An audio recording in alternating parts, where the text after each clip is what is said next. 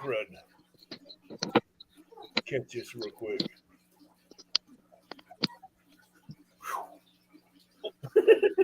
I had to catch that one real quick.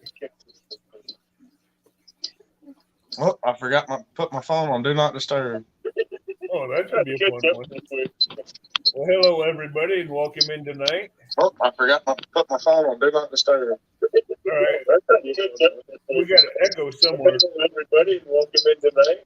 Oh, I forgot put my phone on Do Not Disturb. We got an echo somewhere. Everybody, welcome in tonight. Oh, I forgot. It's not me echoing. It's Robin. I think it's Robin. Hello, welcome everybody. Tonight, if you don't know this face on the bottom of the screen, you will get to know him soon enough. Let's go through chat and say hi to some of the people. We had Chris Everett that came in first. Oh, come on.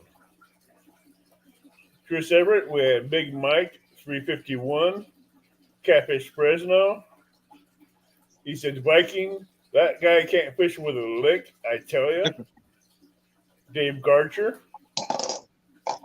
Sean Briggs, Outdoors. Backlash Fisherman. Never watch his videos because he'll teach you how to backlash any kind of reel that you have. We have Double Hook Angling. We have Don R., which is a channel member. Who else we got? Chad Thompson. We have the River Rats in here. And we have Steve Ransom. Hi, Steve. Saying hi to everybody on panel. What's happening, folks? Now, keep an eye out because in the future shows, we will have Double Hook Angling up here on panel as well. Yeah, I've seen that. I'm excited for that one, too. We will have Keeping It Big Time up here. We'll have Double Hook. We'll have Paula. And a few others up here. We've got a lineup for a month, all the way up into the 5th of February. Yeah, no, I see that. I was like, dang, he done went way ahead now. Hey, remember that one time I went 2 months out? Yeah. I'm kind of like, no, then it gets hard to find people's names and messengers and compare. Remember who's what on Facebook. And that gets hard. Thank you, Chris Everett, for posting his link. And please also post Outdoors Robin's link too, please. We have Annette Morgan in the house. Annette's catfishing.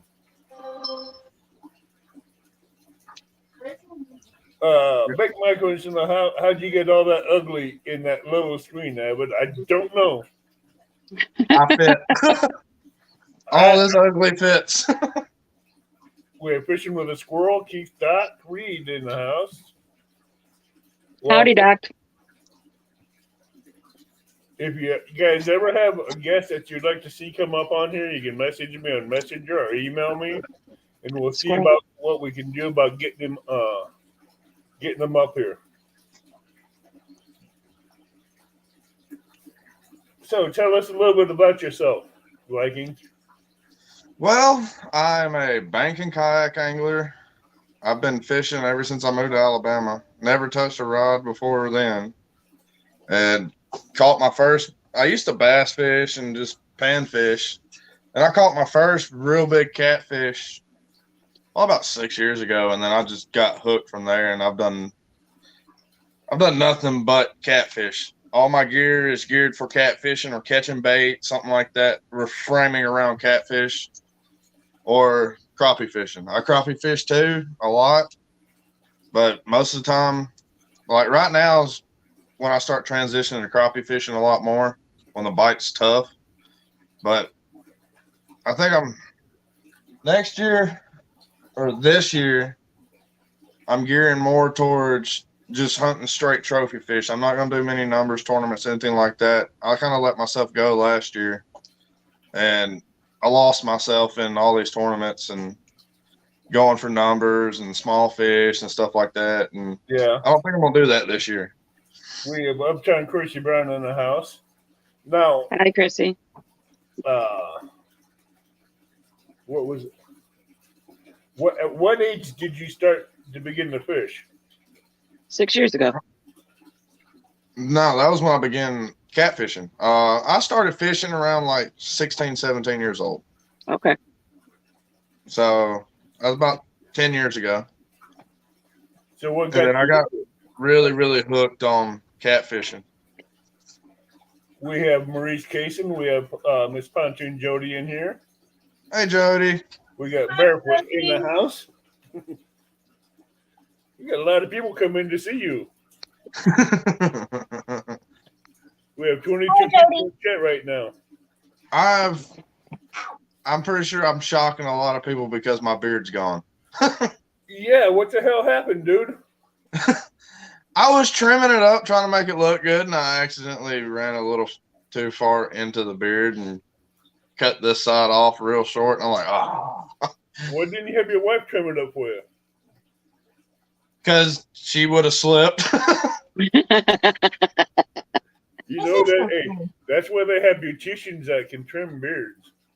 Well, most of the time she cuts my hair. Like she cuts the sides of my hair and stuff like that. She wouldn't talk to me for 2 days after I messed up and cut my beard off. Yeah, me and Robin was just talking about your beard before you popped up behind the scenes, saying, "Yeah, he's got a good beard to give him a run for the money with me." And now you're like you got a couple bros right here. And to think about it, that beard was only like 6 months of growth. That was it. So it's growing back. It's already filled back in on the sides and everything like that, and it's starting to grow back out. And I don't think I didn't even trim it back for cod.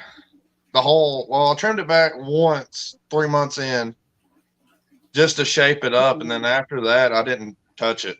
I just brushed it and used product in it. That was it. This is just over a year's worth of growth. And I haven't trimmed it. I've just been letting it grow. Mine's about a month's worth of growth. What do you guys think? You need some work. You need a lot of work.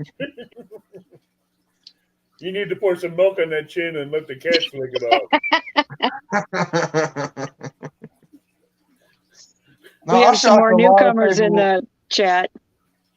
We have Maurice and Randall coming in. Awesome. Hello, Maurice. I don't need no trim. I don't want to end up looking like Viking. That's why I never trimmed, and I noticed I was starting to get a lot of stragglers. And I was trying to take them off, and I always cut like under here, that way it lays flatter. Right. Mm-hmm. And I went to trim underneath, and I went up a little too far and got into this cheek, and I was like, oh, I might as well cut it off now and just restart. That way it's all the same length again. We have Lance that came in, and Chrissy Brown came in. I'm trying to see who else popped in. Jody and Lance. Yeah, Jody and Lance. I think I already said hi to Jody. Hey, Lance. Now, Lance has a new show out too, the Tiki Hangout, I believe it is. Yeah, I watched it a little bit last night before I passed out. We had a reptile show yesterday, and I got home, put animals up. While I was putting animals up, I was watching Lance, and I passed out after that. So what kind of rods and reels do you have that you're using to target big cats? I use 12-foot pin Squadron 3s. The reel, well, I've got one 12-foot pin left. I lost my 12-foot pin Carnage 2 in Chattanooga at the meet and greet to a big fish. It just broke my rod holder and everything. Just snapped it and yanked the rod in the water. I went up to send you some of my rod holders. They won't snap and they won't let go of the rod. You love these. I've been experimenting with rod holders. Like I've been welding my own and stuff together. And so far, I'm liking what I did, but a lot of the places I fish are from the bank or docks and stuff like that, piers that go out into the river Right. where I can get a better cast and get closer into the channel. So I rigged me up a cooler with rod holders, and I'll ratchet strap that cooler straight to the dock. So, Well, I have. and then I've got 2 Whisker Seeker 9.6 rods that I use as well for my shorter casts. And all of them are geared with Penn Fierce 3 live liners, 8,000s. So that's what I hunt my big cats with. And then the line I use is 30-pound mono with 80-pound leaders line. Nice. And then 12 or 10 circle hooks. I won't go below a 10 because I sling really big baits. So We have LG Bassett came in. We have Turtle Lady, Angela, and Willow that's in chat. Oh, it says the world needs more tackle boxes. Willow. I couldn't resist that one.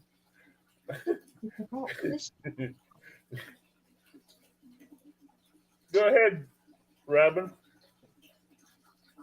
Hi, Michelle. There's Michelle that came in. Big Slim 91 came in. Chris Everett, thank you for continuing to post the links. Catfishing Fresno, CVA is in the house. Squirrel, I didn't get to say hi to you. And Uptown Chrissy Brown. hey, Squirrel. Hey, Chrissy. Hey, Squirrel. Thanks, ma'am. I just had squirrel gravy for dinner. Head squirrel. So, Zach, with your kayak that you have, what made you go with your Frontier 12? Well, after looking around and everything like that, I originally bought it because I was using a sit-in kayak to hunt big catfish with. Just a little 10-foot sit-in. That's what I started with. And I hooked my first big fish in that sit-in, and I'm like, oh, God, I need a bigger kayak. And then I just so happened I went and picked up a bunch of waterproof tackle boxes from a guy for free on Marketplace. And me and him get to talking. He's got a Hobie. But in his backyard, sitting on the ground, he's got what's now my Frontier 12 with 2 holes in the bottom of it. I know how to plastic weld. I'm like, how much you want for it? He goes, I'll take $200 for it. I pulled out that $200, handed it to him. That's how I landed up with a Frontier 12. But at the end, I was looking for a Frontier 12 to begin with because they're wider decked. Like, I got more deck space than, say, a center drive kayak or a pedal drive or anything like that. I've got more space than a Hobie.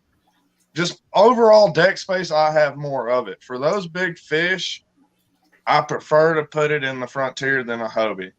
And I don't have those rails on the side getting in my way, pulling that fish over. The biggest fish I put on that kayak was 68 pounds. Wow. So I prefer my Frontier 12 over anything. If I got a new kayak, it would be another Frontier 12. So 68 pounds is your PB, right? Yes. And I caught it from the kayak. My bank PB is 58, and I caught it a couple weeks ago. So I go back to the boating. Now, this is in your wildest dreams. If you could have any boat out there, no worries about cost, what kind of boat would you get?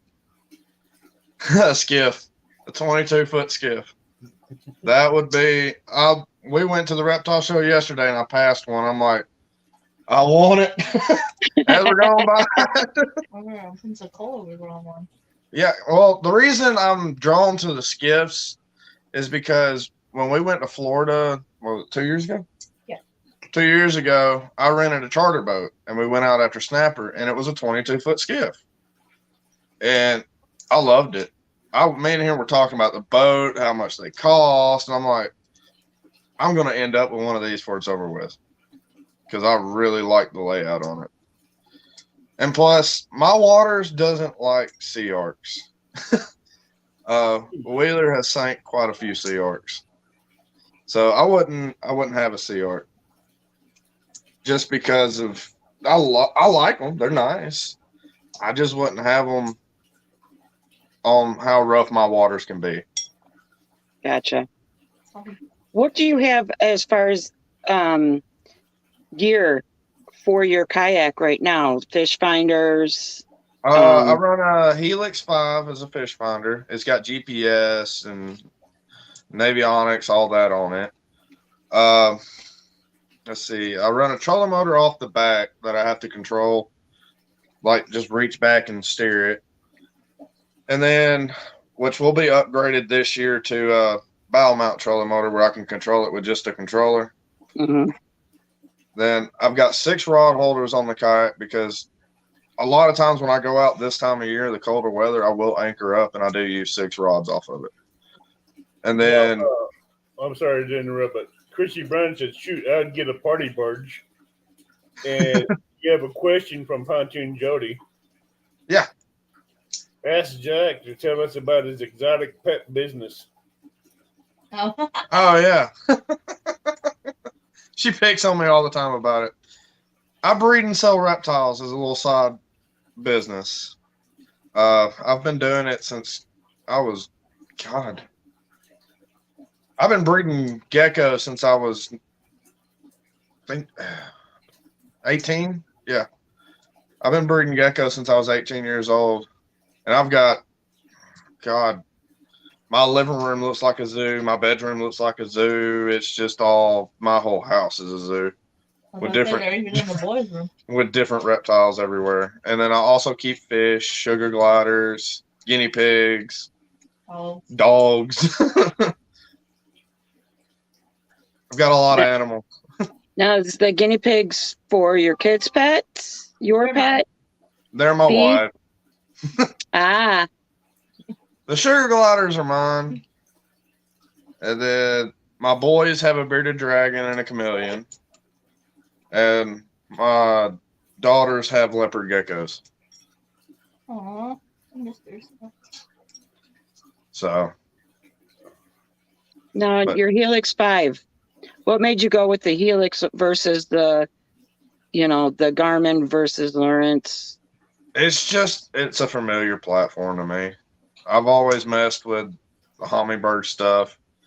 I'm actually fixing to upgrade from the Helix 5 to a Helix 7 just because I want that side imaging. That was going to be my next question. Are you looking into? Yeah, I want to use the side because I also drag baits behind my kayak. Like I'll drag planer boards and all that. Mm-hmm. I do a lot of boat techniques from the kayak that I've adapted for the kayak. So, like I'll drag planer boards. I'll drag 4 rods behind the kayak, and then with the Frontier 12, I've got the 360 seat, so I can be dragging baits, and I can completely turn around. So, and watch my rods while I'm dragging baits. So that's why I want the side image, and that's why I'm thinking about upgrading to the Helix 7. Now, since you do a lot of different type of fishing, what is your favorite fish to go after to target? It's between crappie and bluegill, to be honest, or crappie and blue cats. I love catching some blue cats on the kayak. I like catching channels and flatheads, but my favorite on the kayak is crappie and blue cats. Crappie because they're a struggle, and blue cats because they fight really hard on the kayak. I hate to tell you, they fight really hard in a boat too. Oh yeah, they do.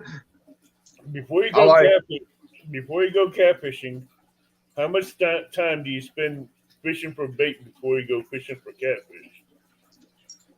It depends on what bait hole I hit. I've got a bait pond that I stocked. It was an old farmer's pond that I stocked with bluegill, and I can pull up there in 5 minutes and I'll have 30 bluegill to go catfishing with. Now, if I'm skipjack fishing or anything like that, like my wife just said, hours. Because normally when I go skipjack fishing, I'll go skipjack fishing to catch enough to freeze and everything like that and put up. But when it's bluegill or green sunfish or something like that, It don't take me long. And I use jigs and stuff like that to catch them with, so I don't have to go buy worms, night crawlers, none of that. Are your kids interested in fishing? Oh, they love it. They love it. It's just getting too cold to take them out this time of year, so they stay at home a lot. Like my night trips and stuff like that, I leave them at home because I don't want to mess up their sleeping schedule for school. But if it wasn't raining today, we would have went out today as a family and went fishing today. And normally I don't go live when we go out with the kids or anything like that. That's family time. So That's a nice rule. So Now, I've seen you had your wife in a couple of your videos. oh yeah. She's just now getting into catfishing. So she's learning. Her biggest catfish is only 10 pounds. Yeah, I get impatient very quickly. yeah, I can tell it was a 58-pounder that he caught. I can tell how impatient you got really quickly over that 58-pound video. So what's your plan He to was hook like, you her up caught to your big 50? fish of the night. Can you come home now? I was like, no, I'm going to keep going. There could be more. I think that night, my 3 biggest fish equaled like 124 pounds from the bank. I caught a 24, a 42, and a 58 that night. Yeah. Which is not a bad night of fishing from the bank. I will say this: I have gotten better on my patience. You have. I used to hate fishing, anything to do with it. Now I will not touch a fish, and I will not bait my own hook, because ew. But I've gotten better. I'll get her there. Yeah, there's a story out there floating around that's going to be told here after a while. What? So there's a story floating around that's going to be told in a little while. Oh, Lord. It's probably something I did. Uh-huh. I do a lot of stuff I don't remember. I remember. This one you should remember because it was considered an upset. Oh.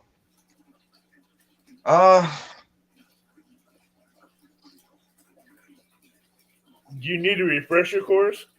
No, I'm good. I had a lot of stuff happen this year on live streams. I've lost phones twice. No, I've would lost you prefer rods. do you prefer caught canoes good or kayaks? Oh, that. So, let's see. Yeah. I've I know lost you- 5 rods and 2 phones this year. I know you're following after Chad. Fills the water, losing phones, rods. Then you're going after Freddie, kicking everything overboard. Right? I remember one time I was on the kayak in a live stream, and I was looking for my fish grips for like 30 minutes. Couldn't find them anywhere. I had a blue cat on the side of the kayak. I got to reel up this up. I've done pulled them out of the water, everything like that, and weighed the fish, threw it back. I got to reel up to check this other rod. My fish grips are on the hook of the other rod, and I'm like, oh, there they are. Would you care to explain that comment from Big Mike on the screen? Oh, yeah. Me and Big Mike's got a bet going on this year. The biggest fish caught between us two wins the bet.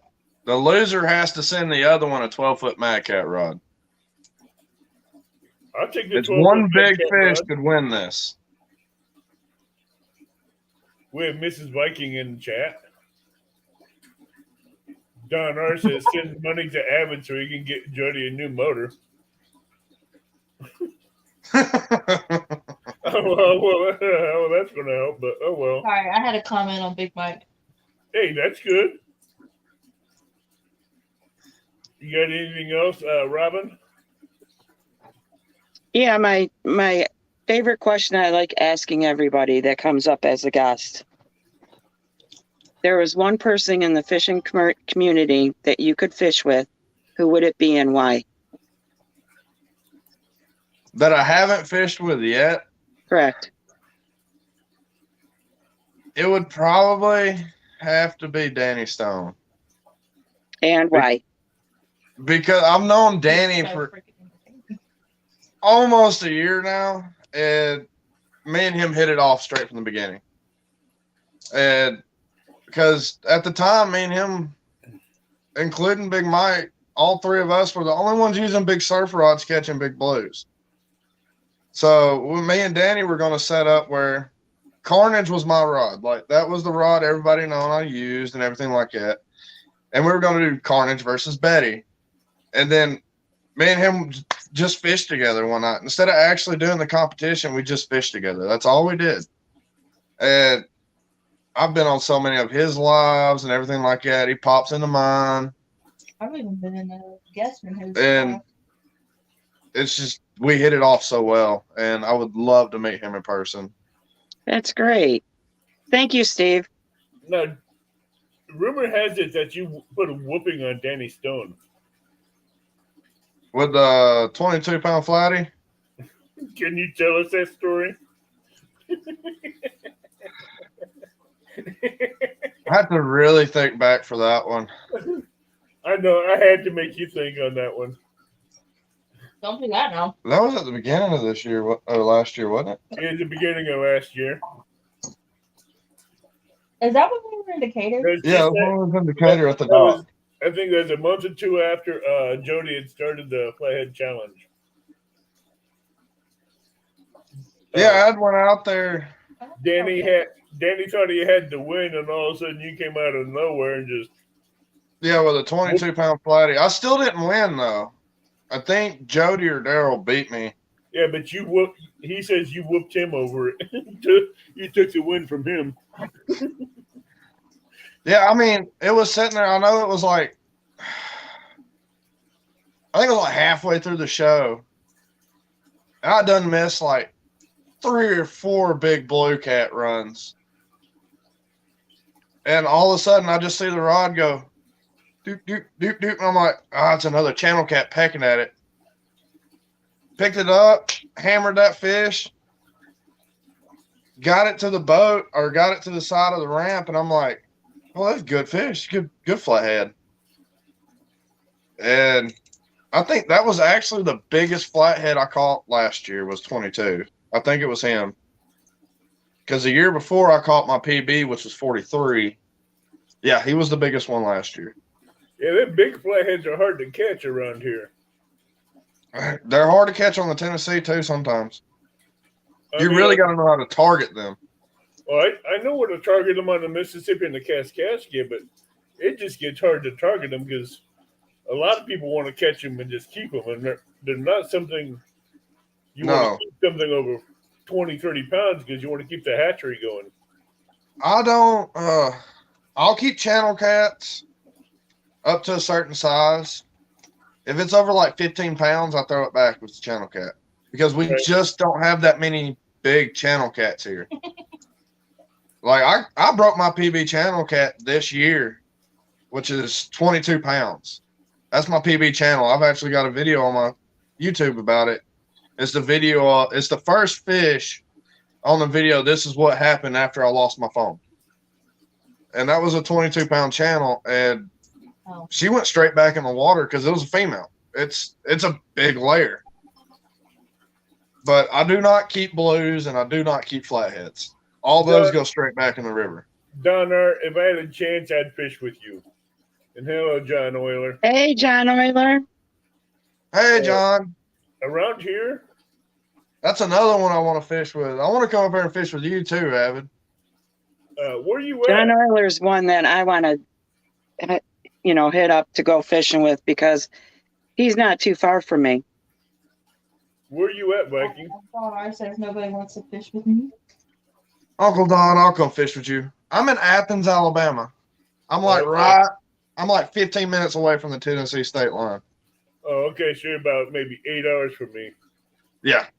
But when you drive 16 hours a day for a living, it's not driving a distance really ain't that bad for me. No. It's So, kind of easy driving distances when you drive that many hours. yeah, I drive like 12 to 16 hours a day. So Uh, What was your weirdest fishing moment on YouTube or before YouTube? on YouTube? What was your weirdest moment on YouTube that you wish you didn't have on live or on video? Weirdest or most embarrassing? Weirdest. No, it has to be weird. Well, Dropping my phone's not weird. That's just the most- angering. Hey, it could be the most embarrassing too. I think I'd already started a live one day, and I was launching the kayak, and I get the kayak go out in the water, and I slip and bust my butt, and it caught it. No, I know. What? 'Cause I was there. It's almost the same thing. You were starting. I think you were in a live and you were hitting a button to like mute or something, and you sat down in your chair, and chair went just broke, gone. Oh yeah, And the chair blew out from under me. It took you like 30 minutes to fall, but you fell. Yeah. And live went too. Yeah, I remember that one. We were at the ledge for that. Yes.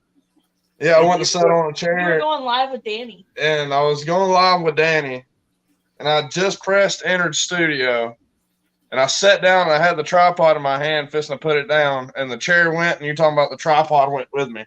I Man swear, it's down, the longest man, fall that's I've ever seen. If anybody in chat has any questions for Viking, now's the time. And if you want to roast him, let us put it in chat, and we'll pin it to the screen. I'm easy to roast, so that's a lot of people. Hello, I bet Ronnie you Oakley. right You on just that. came in. Who just What is came your in? favorite bait to use? It depends on the time of year, to be honest. Okay, so say wintertime. Wintertime, I like shad or brim. I prefer gizzard shad, but I'll use brim or green sunfish. And then in the Summer, spring? Spring, it's that transition time where I use skipjack. I'll throw down rods with everything on just to see what they're wanting at that point in time, see where they're at. And then summer, I'm skipjack all the way. That's all I use. I won't use anything other than skipjack during the summer. But a lot of times in the fall and the spring, I'll either throw down a bunch of different baits or I will use nothing but brim, because it's like right in between shad and skipjack for me, because it's a good alternative for shad and it's a good alternative for skipjack. So I'll use either or. John Orley has a question. You lose a bet and had to shave the beard? No, I did not. Travis goes, is there going to be another Wheeler Bash? Yes, there will be a Wheeler Bash this year. You going to go into details on that? I have not. No, it's going to be sooner than the first week in October. I hadn't really set a date yet. I've already put the money down for the pavilion. I just got to give them the date for the pavilion. Okay. So that's cool. it'll still be this year. I just haven't set a date yet. I'm trying to figure out like that good like beginning of fall to mid fall before it gets really cold. Because last year we dealt with, I think we did it the second weekend of October, and for some reason we had like an Arctic blast come through one night, and it was October 8th. and it was awful. Me and Fishizzle were out on the boat and we were freezing. But he caught a 52, I think, that night. I wasn't there. Oh yeah, I think it was a good 50-pounder that night. And then that was the first night I ever went to Lock 6. I took Travis Young with me, who's in everybody's lives pretty much, and he had a blast. He wants to come back and everything like that. So we didn't have that many show up this last year, so hopefully we have a bunch more people show up. I plan on doing maybe a few rod giveaways. We might have like biggest fish caught while everybody's down here gets a rod or something like that. I haven't decided yet, but Have you ever thought about doing a kids tournament at the Bash? A kids fishing tournament? I didn't think about that. That's a good idea. I did one for one of my meet and greets, and they came out really good. All the kids got a prize. And Okay. It came out really nice. That'd definitely be good for doing to put some thought into. It's also a good way to get kids into fishing. Oh yeah, because I got That's couple what the water kids. saying. I got a couple kids that live in this where we live at, and they watch me and they want to go fishing now. So And I just tell them whatever fish you catch counts, whether it be bluegill, drum, catfish, whatever. It'll count. that's not a bad idea. For the kids, I let all the fish count. Yeah. For the adults, I'd put it more stringent, make it harder for them. Yeah. See, I think I know we caught. I think it was only like 3 or 4 blue cats caught last time, but we didn't have many people come in or come down. So hopefully this year's a better turnout where we can have some more people on the water down here. Because we're so far away from other YouTubers that my closest people, other than Big Skip, who lives 15 minutes away from me, is Big Mike and everybody up in Chattanooga. You Jody. posted status when you came down. And all them, and they're still like 2.5 hours away from me. So Now, what about Doc Lang? Big Skip knows Doc Lane. I don't know Doc Lane yet. I haven't Doc met him. Lang was was one of the original co-hosts of Catfish Weekly. Oh, was he? Chad, yeah, it was way before Chad even became co-host. I haven't met Doc yet. I've heard a lot of good things about him. I want to meet him, and he doesn't live that far from me. That boy can put you on some monsters. Oh yeah, I've heard. We've got some really big. Like a buddy of mine this year's caught 5 over 100 pounds. And I tell you what, Wow. the baits that Doc throws would make yours look like tadpoles. Oh yeah, he throws full skipjack and stuff like that. And all you do is cut the tail right off the body, right at the edge, and cast it out there while it's still alive. All you do is cut the tail off. We got a lot of guys that do that down here. Hey, we got real fishing in Arizona. Did you say hi to Ronnie Oakley? Yes, I did. Hey, Roddy. Ronnie Oakley. If anyone is new in here, please feel free to hit the subscribe button, bell notification, and the thumbs up. It'll let you know anytime we go live. And can I get my mods to share out Robin's link and Catfish Vikings, please? And thank you. What Y'all would should you get to say? see me sharkfish this year. What's that? Y'all should get to see me sharkfish this year. That'll be fun. Oh, Danny taking you down to Florida now? Oh, I go to the beach like twice a year. Oh, why didn't you go live? I didn't think about it. I was enjoying being at the beach. Yeah, you might get yourself in trouble with those bikinis out there too, right? Yeah, I could be like Danny and have nude people running across the beach. Oh God! I was helping him with the comments, so I was in his, I was in his live, and I was like, "Wait a minute, could I see what I just saw?" But I didn't say anything. And the next thing you know, Danny mentions it. I was like, "Yeah, I saw that." He goes, "Why didn't you say something?" I was like, "I didn't know. I can't physically actually see them.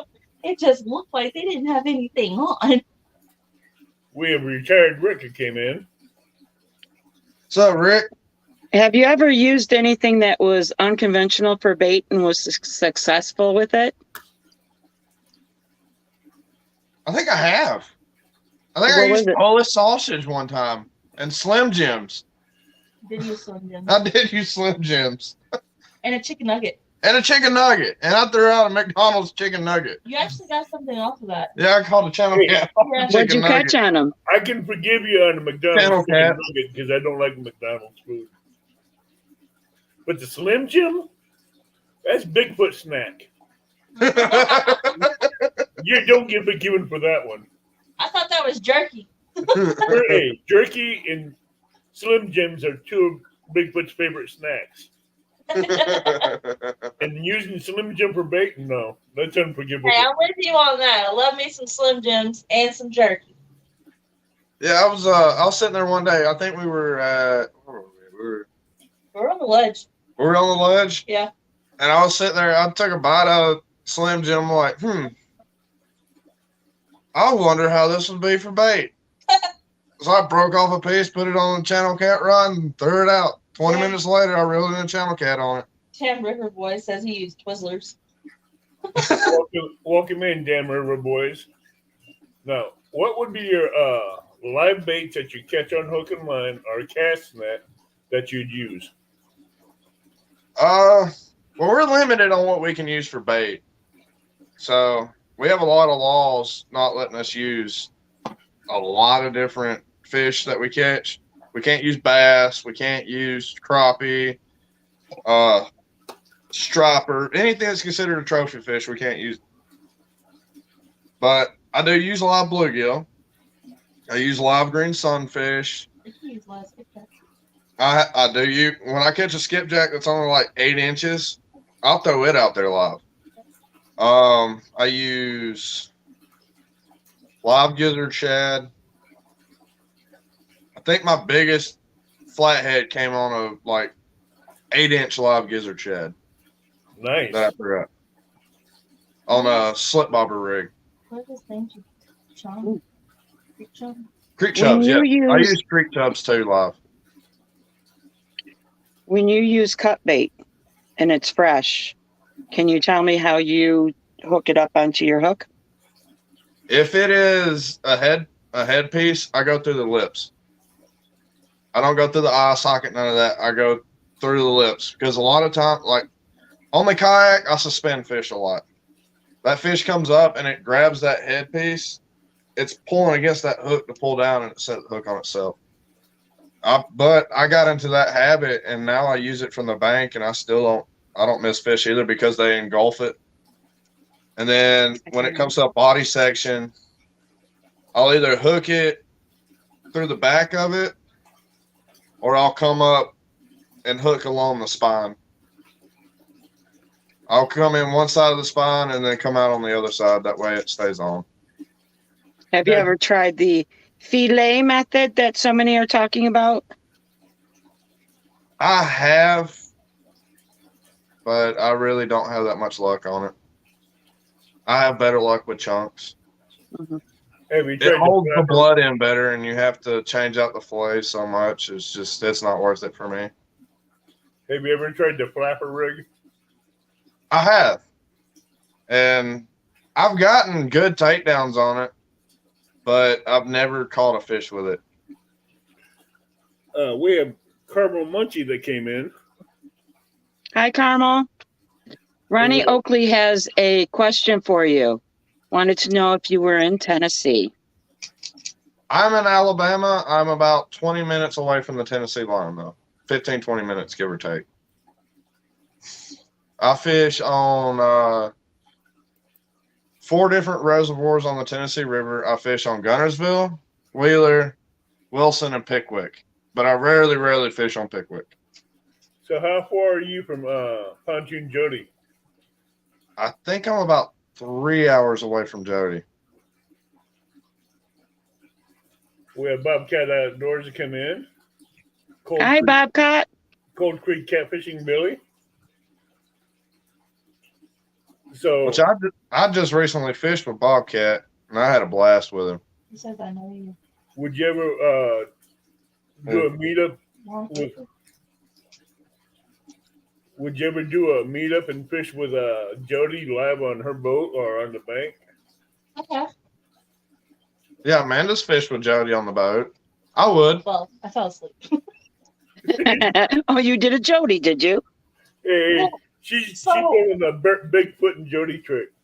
So what had happened was it's like it rained and it was really cold for some reason. It was in April, but it was cold.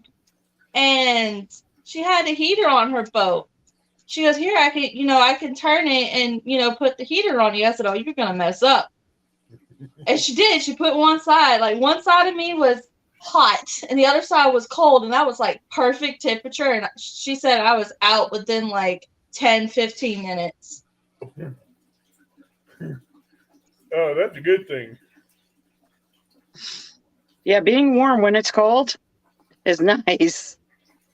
Yeah, See me, you get me cold and I'm ready to go to sleep. that's what happened. It was like warm and cold. It was like the perfect temperature to sleep. Yeah, Hi, Eric. yeah, He super- gives the Eric, 47 days till Catcon.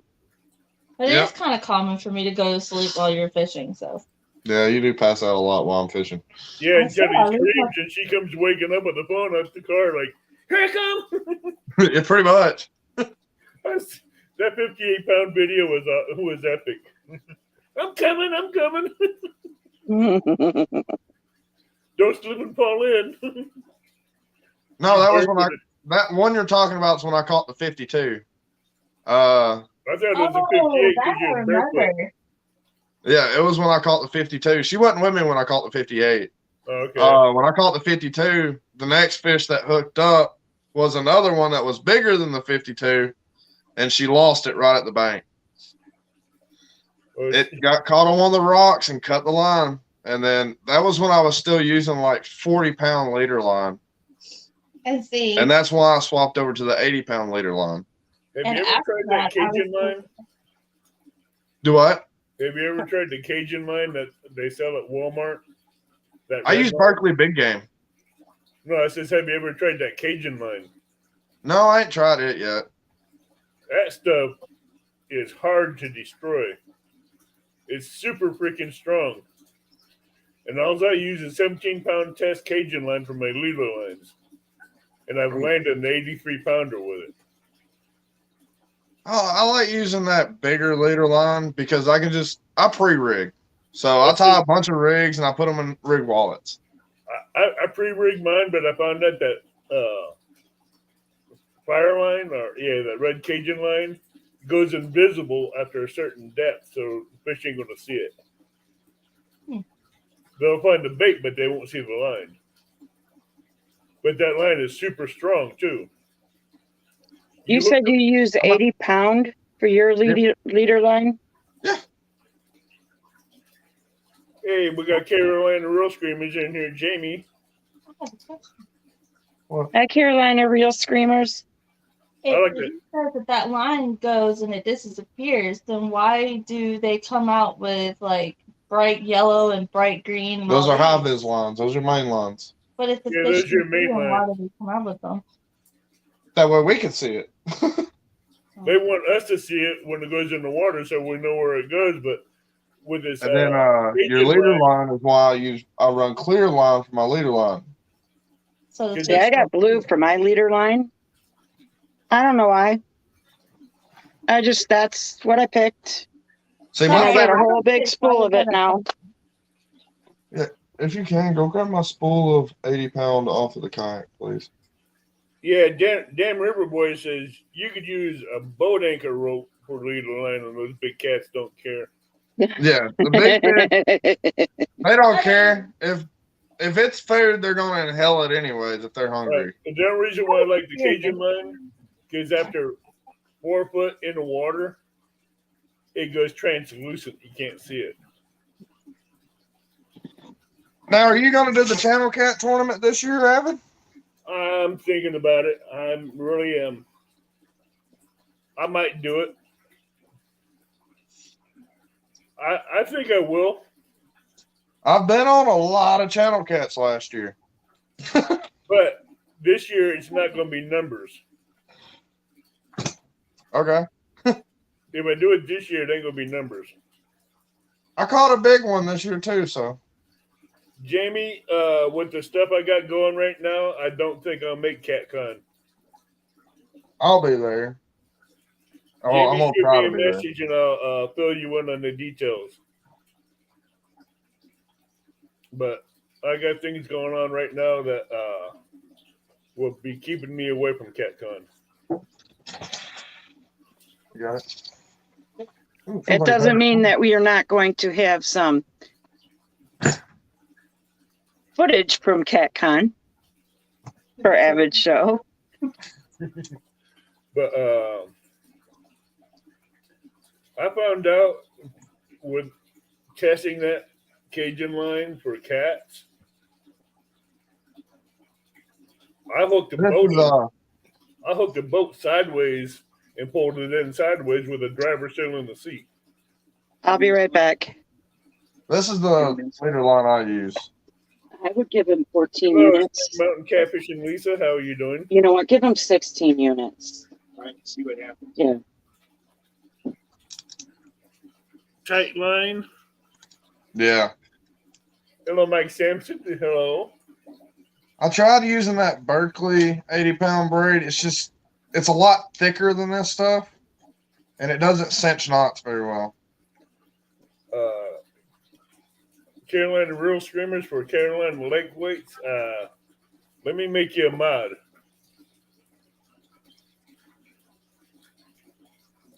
Jamie. No, there you go, Jamie. Now you can post your link. We have Ashley Brady in here. Welcome. Oh, Steve Ransom says tight line is good stuff.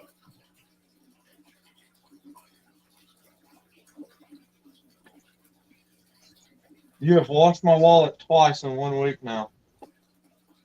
Say what? She washed my wallet twice this week. Who did? Amanda. She don't check pockets. Hi, Ashley. Oh, so it goes right into the washer. Yeah. Whatever's in there's in there. And I forgot to take my wallet out of my pants pockets twice, so they got washed twice. We have Indiana Chris in here. What's up, Chris? He's been listening and doing some paperwork. Hi, Chris. That means it's not my fault. I guess. Hi, Sampy. Carolina Real Screamers, let Rebecca know that I'd like to get you both up here on panel one night as guests. Because you guys have gone a long way since you've been on my show the original time. And I know we got a lot to cover.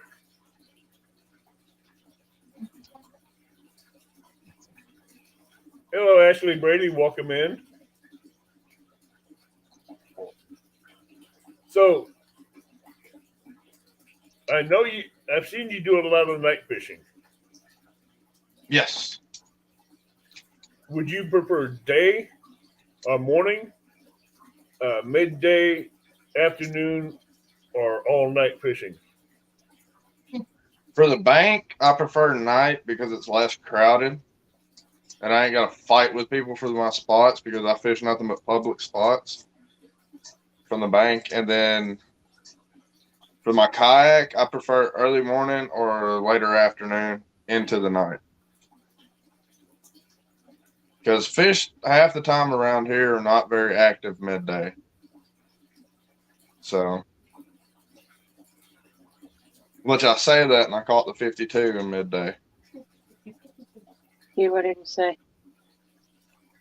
Everybody in chat, if you don't know Scott Swift, he's going through some medical issues right now, and our goal is to help him hit 1K. So if someone can post his link in chat and let's help him grow.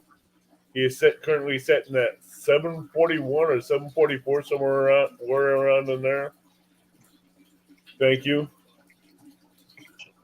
I don't remember what I'm at. I will tell you here in a second. I don't really keep up with it. No, we've been running your link in chat all night. Oh, well, that's cool. I know I was below 200 last year, and I tried to hit 200 before the New Year's because I did a New Year's live trip. Okay, everybody, here's a goal. Catfish Viking is set at 197. If we can get him to 225 before this live's done, I will give away 2 sets of my stickers. If I had stickers right now, I would totally go in on it with you. But I'm out of stickers at the moment. I've got to get with Bobcat and get some more ordered. If we can get him close to 225 before the end of the show, I will do 2 sticker giveaways. And if we do that, when I get my stickers in, I'll do a giveaway. I'll do giveaways on my channel. I'll do 2 sets of stickers on mine when I get new stickers in. Thank you, Chris Everett, for sharing out that link. So, what would be the funniest funniest moment in catfishing on YouTube that you've done? Getting slapped in the face with catfish. Yeah. I've had the night I lost the phone on that video. There's a catfish in that video that smacks me in the face so hard it busts my lip. And after that happened, after we got through recording that section of me holding the fish and everything like that, I just had to sit there and laugh about it because my lip's bleeding and it was over a catfish. Would that be anything like epic losing a tooth to a catfish? No, but it hurt because I got a busted tooth right here in the front. And when he smacked me, he hit that broke tooth, and that's what cut my lip open. Double Hook says, catfish knocked you out. Them big ones will. I think that one was like 31 pounds, and I was just getting it up, fisting to hold it, and that tail came around and said, wow. Wait till you have anywhere from 65 to 83 come up and slap you upside the back of the head. That don't feel good. I ain't had one that big. Well, no, the 52 didn't smack me, neither did the 58. You got hit in between the legs by a fish.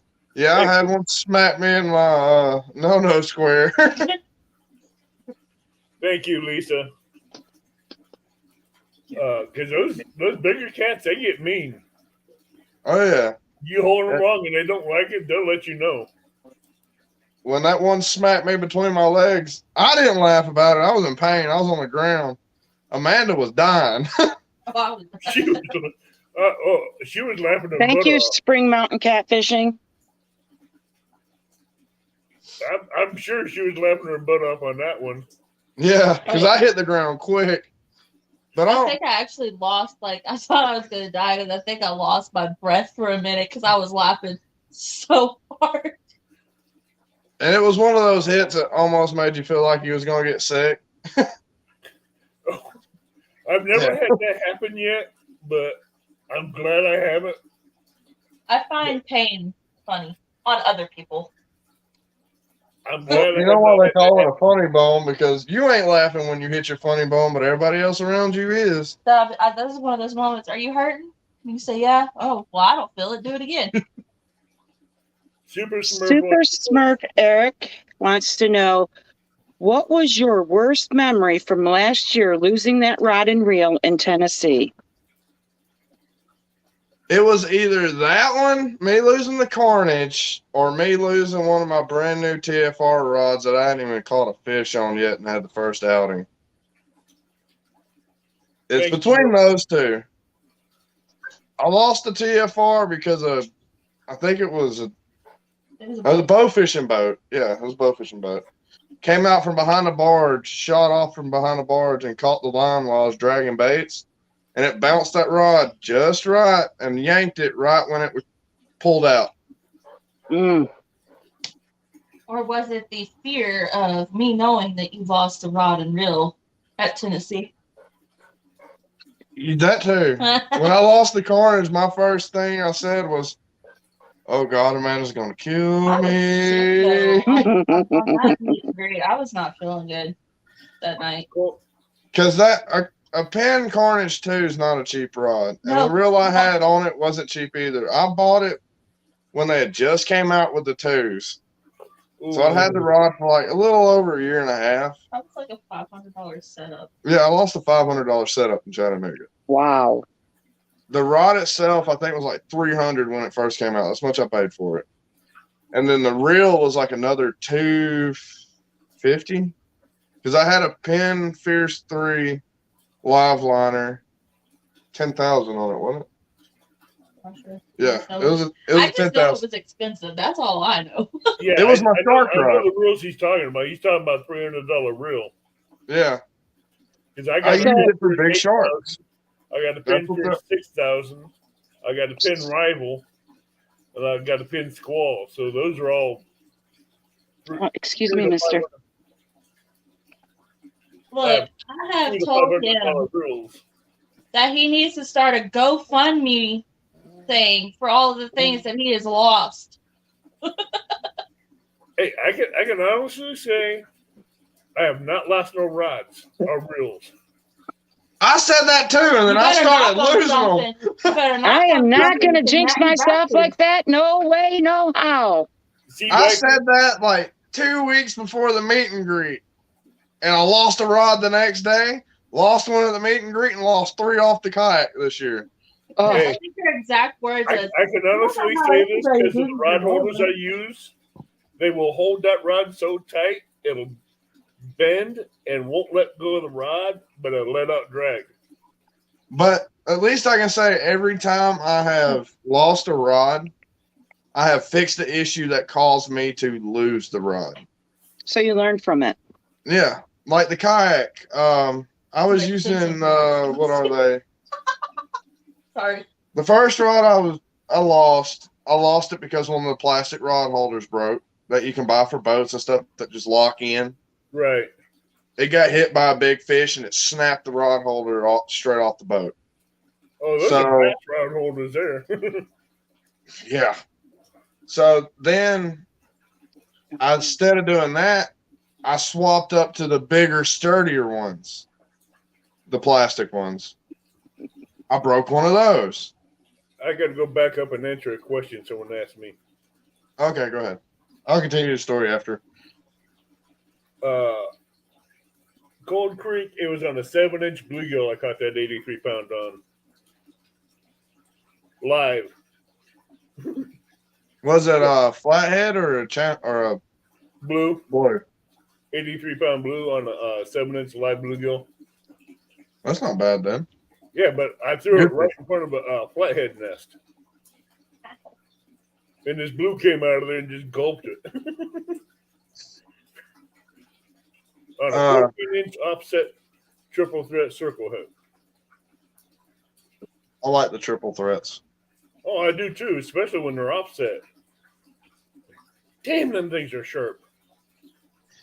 I use Hooker's terminal tackle backstabbers, and oh my goodness, those things are sharp. I stab myself with them all the time. Haven't you learned the lesson yet? No. I'm hard-headed. I don't learn lessons very well. I learned my lesson the third time I got stabbed by that offset triple threat hook. Well, when I pre-rig at the house, I'm watching TV. I'm not really paying attention. I'm tying the knots, not even looking at them. We had Bobcat Outdoors that came in. Says I never even owned a rig that expensive and never would.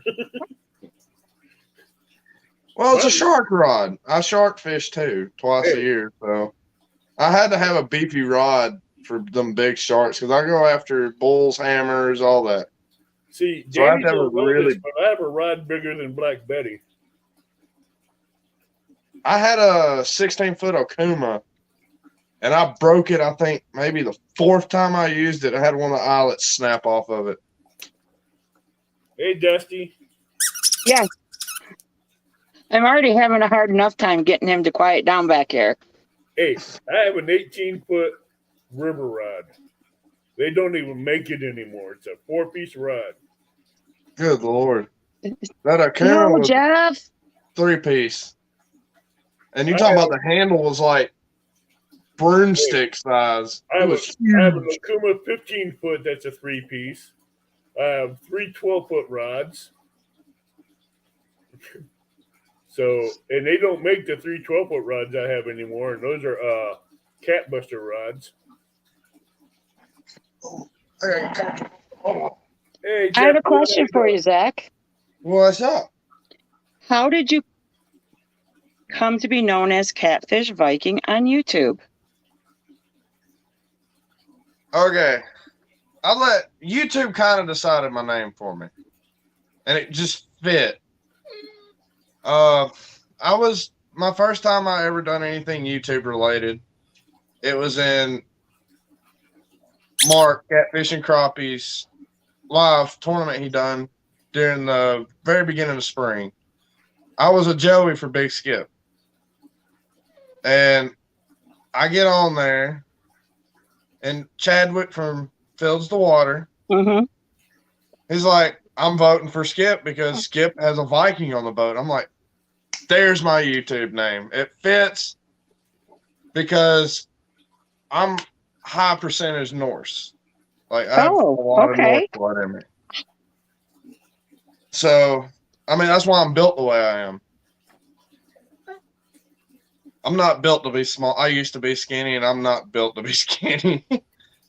I'm built to be a big guy. Who's built to be skinny when you're guys like me and you?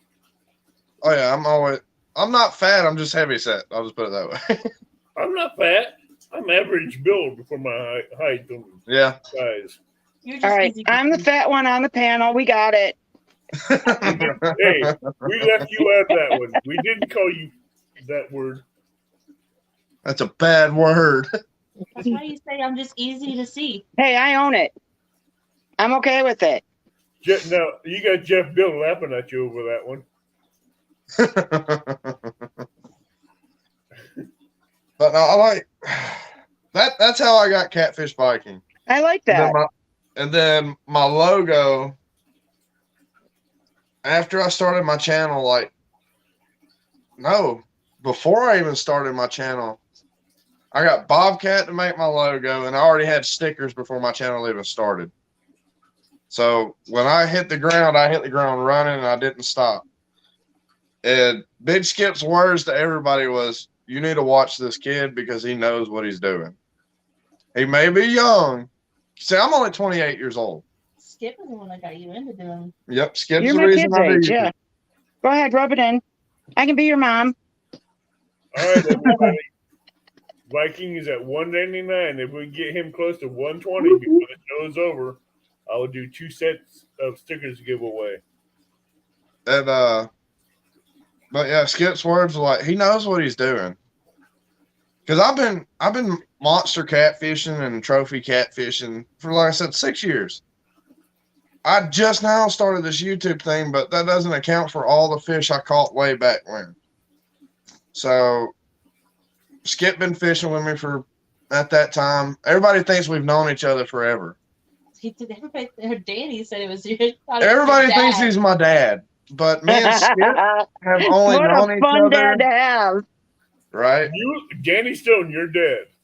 No, everybody said, or Danny Stone started a rumor that Big Skip was my father.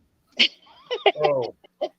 And that spread through the catfish community like wildfire. So now everybody asks me, is like, where's your dad at? I love Danny Stone and I love Big Skip, but why would you want to have Festus for a father? Believe it or not, Skip's tall. Skip's my height. No, I'm talking about Danny Stone. Danny Stone, Festus from Gunsmoke. Oh. Next week on Avid Fisherman, it's going to be Who's Your Daddy? I mean, after that rumor got started, like I wasn't even aware it was going on for like 2 weeks until everybody started asking me, where's your dad? I'm like, as far as I know, he's at his house. And then, Big Skip be right beside me. And then everybody said, oh, there's your dad. I'm like, what's going on? And then I get a Facebook text message from Danny with nothing but laughing. I'm like, what'd you do? Cold Creek Catfishing asks you, have you got reels for those FOA rods yet? Oh, How about what? Oh, he was asking LG Bass. I thought he was asking you, but it's LG. My bad. They're talking about the Freddy rods, aren't they? Uh-huh. Yeah. I want to get one. I want to try them out. I want to get one of his shorter rods to try on the kayak. I got That would probably be good for the kayak. have What you about ever, The for rods- casting? no, do you have Uncle Lou's rod yet? I do not have an Uncle Lou's rod yet. That rod will handle a monster fish. I use from the kayak. I use Mad Cats, and my favorite rod on the kayak is a TFR. What The is toughest freaking rod. If you ever get a chance, get yourself an Uncle Lou rod with a pin rival reel and rig it for big fish. And I tell you what, you're gonna be in for a fight when you hook into one. Hello, So- Samuel Jackson. I've heard they're really soft on Ricky. the tip, and for my style of fishing, that really doesn't work for me. Actually, They're not real soft on the tip. no, they're not. I have one, and it's handled a 40-pound flathead and a 53-pound blue. I'll have to try them and see how I like them. I, You know Well, I what? like to If you're give going to everything a shot. Catcon, Yeah, are I'm you going to Catcon. Catcon? Yeah. We'll meet up, and you can cast out my Uncle Lou's rods. I've casted out Anthony's, but I haven't like caught a fish on one yet. All right. Well, I we'll like have to the way find a they place to cast. go fish, and Yeah. you can test it out with the fish. I tell you what, you hook into a 53-pounder or bigger with them, those things will show you the backbone that they have in them, and they'll pull. I mean, that's all I need to see is how it reacts under a fish on the kayak and how I can handle it on the kayak. Yeah, that's true. Yeah, but I found out from the bank that little 7-foot or 6-foot, 7-foot rod, it'll handle a fish from the bank, a big one, in current. Now, Michelle has Zach. Freddie's rods are made for the kayak. Double Y, youth, and yak. Okay. I have to get one and give it a shot and see how it is. 'Cause I don't think know they're shorter than the rods I use, I think, because I use 6'7" rods. Yeah, I think those are 5-foot rods.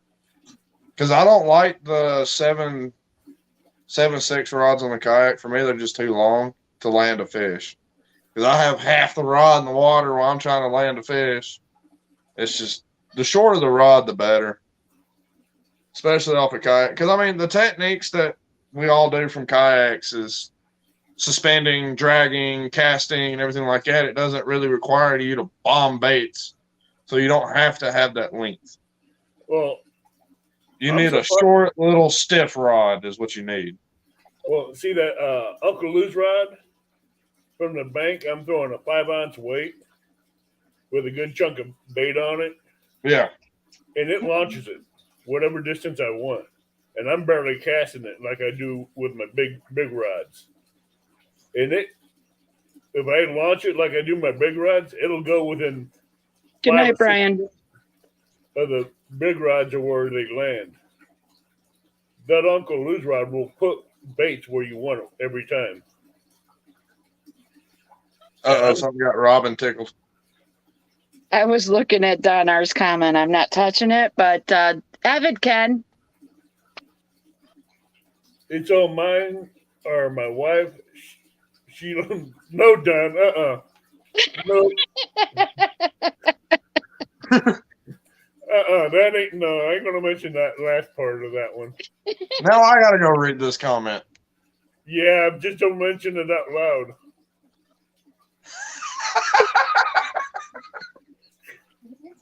It's a innocent comment, but the innuendo you get off that is just way left field. Now Amanda's over here laughing. So She had to look at, you understood the innuendo on that one, right? yeah, I got it. Yeah, that's Chris says. Time yourself out, Donar. All right, Carolina, I will message. Have Rebecca message me on Messenger. Mm-mm-mm. That was funny. And I thought I had a dirty mind. Well, I Amanda, do.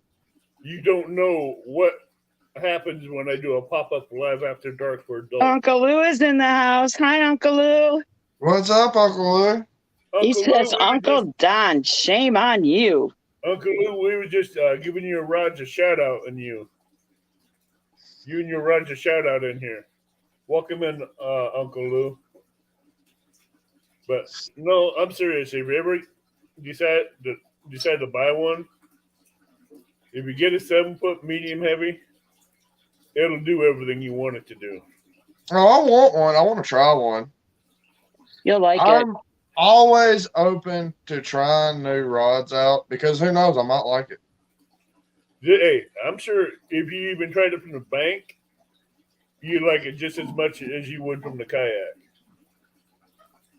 Because I fell in love with it, and I put a pin pierce 6000 on that rod.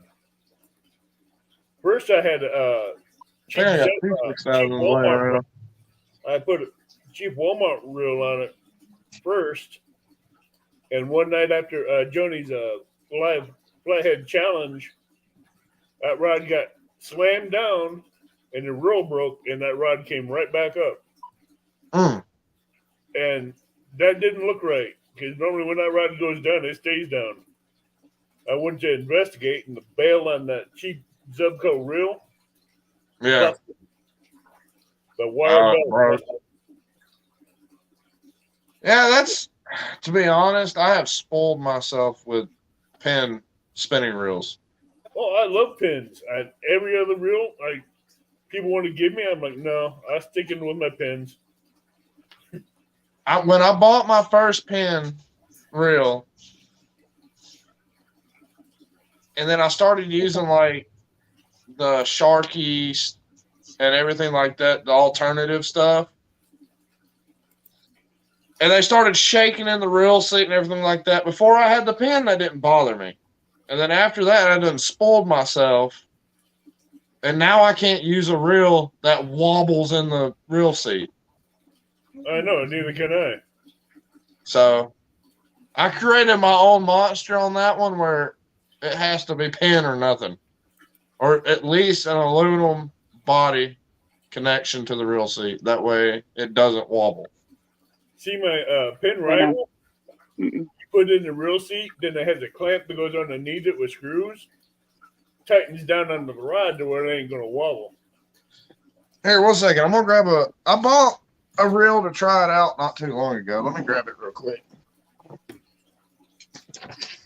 What did you say you're going to go? No, I'm going to shut up on that one. I'm going to behave. I got this reel. It's a Daiwa BG. Uh-huh. It's a 5,000, but it's the same size as the 6,000 pins. Like the spool. It holds the same amount of line. Now, the question is, what's a drag system on that one compared to a pin? It's close. It's close to I think it's still carbon washers. No, I'm saying even with the pin reel 5/8 of the way locked down, it still has. I mean, a pin reel has of almost like 45 to 50 pounds of drag. I think this one only has 22. Right. But for a good alternative, if you don't have the money for a pin and the live liner doesn't bother you, it's a really good alternative. Oh, I mean the bait clicker? It doesn't have a bait clicker. That's the only reason I do not use this reel. Well, my next pin reel that I'm getting that's a spinning reel is going to have a bait clicker on it. That's all I use. No, From the bank, I normally all don't I use. Normally, I don't use them. I just a drag to where it can spin, but also to have the rod spin. But I found this pin. I think it's 12,000. It's a new spinning reel, and it's big. Oh yeah, I I'm know the 10,000 I had, the bell on it was like this. It was huge. It was And probably I'm like, twice the size of this one. that'd be perfect for the 15-foot rod I have. Actually, I could put it on Oh, the yeah. 18-foot and take it out fishing and go live with Danny and say, "See, here's my big rod. Where's your little rod?" I've been actually thinking about giving this reel away in a giveaway. Just because I don't use it, it sits around. That's a nice reel. They are. I like them. I just prefer my live liners from the bank. Oh yeah, that's why I like my Pen Rival because it has that big clicker on it. I mean, and you can adjust it tight enough with the bait clicker. That way you can still get a good rod bend. And then it set off the bait clicker. And then when you reel down, you've actually got your drag on it. Right. I just don't like a reel that has that constant clicking sound on it. But reel, My Fierce 3s don't. Once you disengage the live or the bait clicker on it by Hey, reeling Kevin. down, you don't get no more clicking from there unless they pulled the drag out. hello, Uncle Jeep, and he has a question for you. What's up? How often do you have to trim your Viking horns? What horn care products do you use to keep them happy and healthy? Asking for a friend. He said horn care products. Uh-huh. He We have did. little cats in the house. Welcome in. Well, Hi, Kevin. I don't know how to respond to that. I had something that's gone. Well, we did ask for people to ask questions or smack talk you. And that was a little bit of both at the same time. It was. Solo Texan, Go he ahead, says, "Aw, thanks, Zach. Save yourself some time and just send it to me. JK, JK." But yeah, when I hit over 300, this is what I'm going to give away. Well, That's There what I've you been go. holding. you're right Holding at on the to it edge of 100 right now. Let's see where you're at.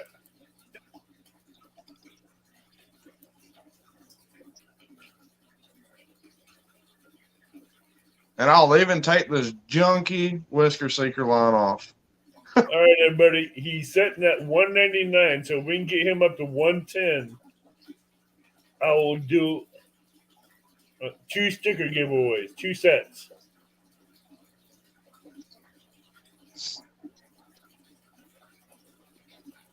I'm getting there. We're going to get Catfish Viking up to 210.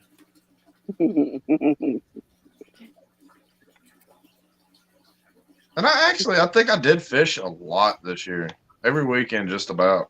Until reptile show season started. How often are your reptile shows? Every other weekend in the month. Just about every other weekend.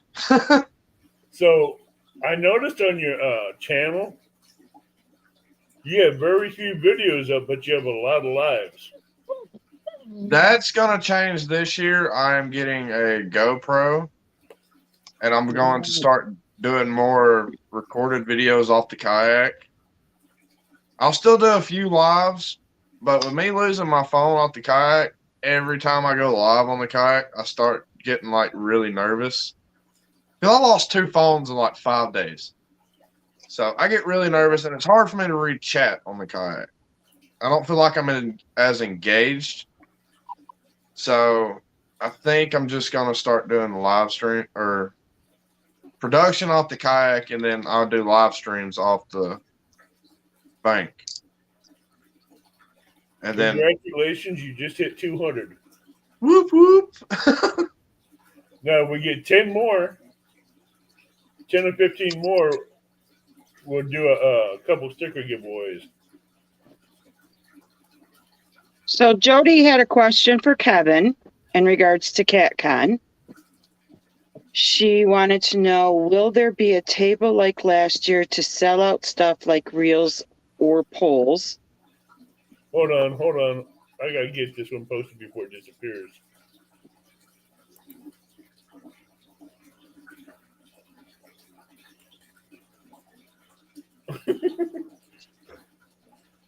A blacklight booth.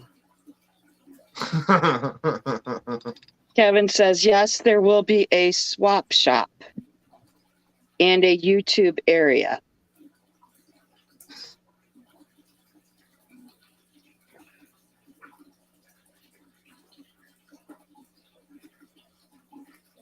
Uncle Lou, I hope everything is okay with you and your family.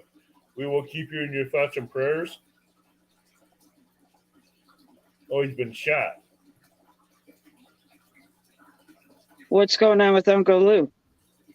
He says, Jody, I just got your board spot epoxied. Sorry, I've been running back and forth to the hospital. When I haven't been, I've been shot. That's all he said. Well, I hope everything's okay with Uncle Lou. Me too. So do I. And Uncle Jeep will have a bacon booth as well. What started the bacon thing in the YouTube community? I don't know, but Catfish and Crappie's real big into the bacon. I love bacon. Bigfoot loves bacon.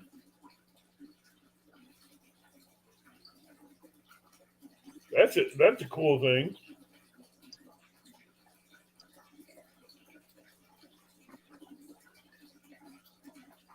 So I'm thinking about getting some black lights for the bank. Oh, like Chunky Cats does? I'm not gonna do all that extra stuff to the rods, no, but just so you can see the rods, it'll be black lights on top of my regular lights. Oh, okay. Just enough where you can see the rods better. I'm just trying to make it a little more visible for everybody. 'Cause I've got a Compex anyways, and that puts off a lot of light. But when I've got, say, the 12-foot rods, once they get a little higher and they're out of the range of the light, it's hard to see them. So maybe that black light, or I'm actually thinking about getting a UV light. That makes them glow a lot better. Uncle Lou, definitely prayers for your mom. Yes, definitely prayers for your mom. Prayers for you and your family and your mom. Definitely. Jody wants to know if Kevin is going to have an after hours blow party. Blacklight party in the trailer. I'll bring the glow sticks.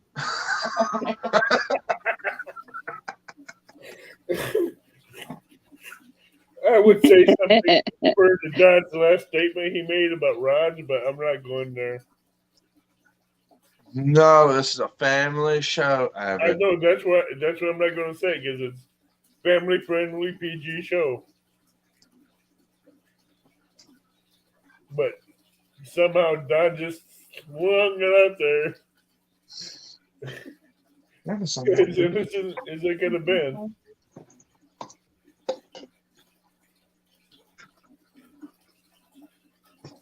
We had a good crowd in here tonight, didn't we?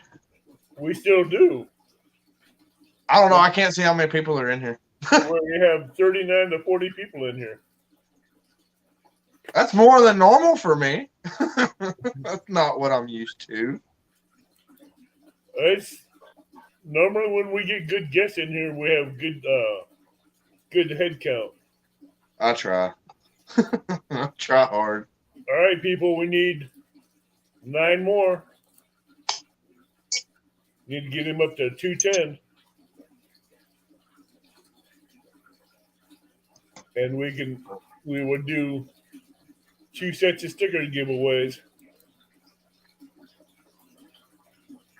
Which I think I'm fishing Jody's thing this Friday. I'm pretty sure I am. Jody's thing? Yeah.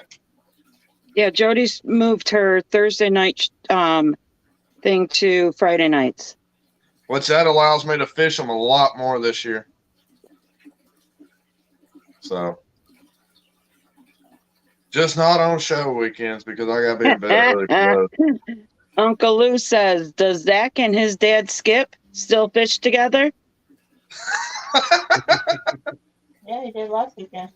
Yeah, Skip came out last weekend and went fishing with me, but his knee's real bad off.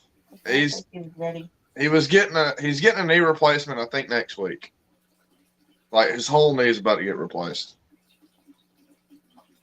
So he's getting a knee replacement done. I need a charger. It no fit or no reach. I don't know how to help you. Okay, we'll get my plug And and for bring those it. of you that don't know, these are the stickers. I don't think I have one of your stickers yet. If you don't have them, you can get in on the drawing. I will. Amanda said I will. So Zach is only 9 away from 210. Pontoon Jody I saw Skip bouncing Zach on his knee, telling him he was a good boy.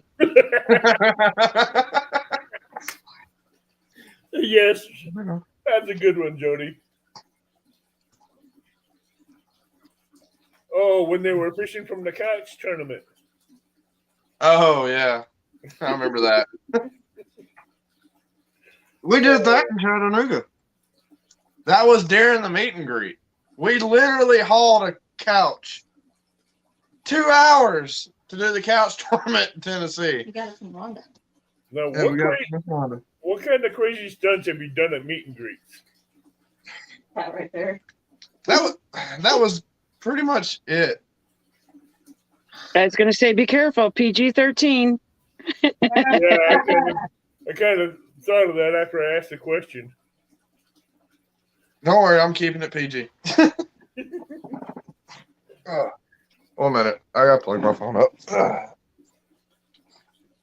And you told me to do that earlier, and I did, and I done ran through the whole battery. I told you to plug it in. Well, I got one of them chargers. It's only going to take it 20 minutes to charge. Jody says, Zach saved my tent from blowing away. What a hero. I saved her tent from blowing away and saved mine from blowing away with me inside of it.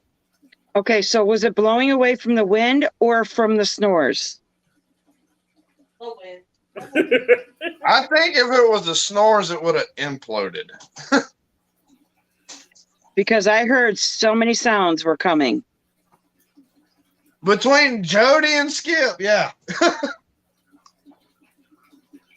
Hey, I was sleeping pretty good, but I was coughing more than I was sleeping. Yeah. Jody's got a short of Big Skip passed out at the meet and greet. We had fished all night. I think I caught a 36 while we were down there, right before my rod got snatched in the water. Hello, Chad And Thompson. that next morning, Skip's sitting in a chair while we're all in our tents asleep, just dead to the world. Indiana Chris wants to know, was there chili involved?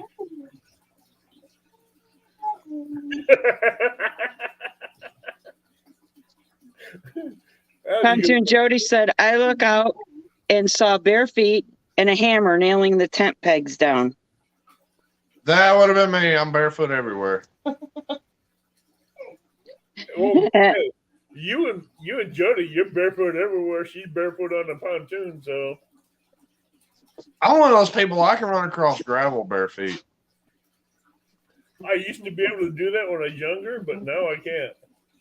Oh, God. I can't even go on grass barefooted. It makes my feet itch. I have family that just stopped by, so I will be back. All right, just put on your thumbnail and mute yourself. What was that? Put on your thumbnail and mute yourself. Okay.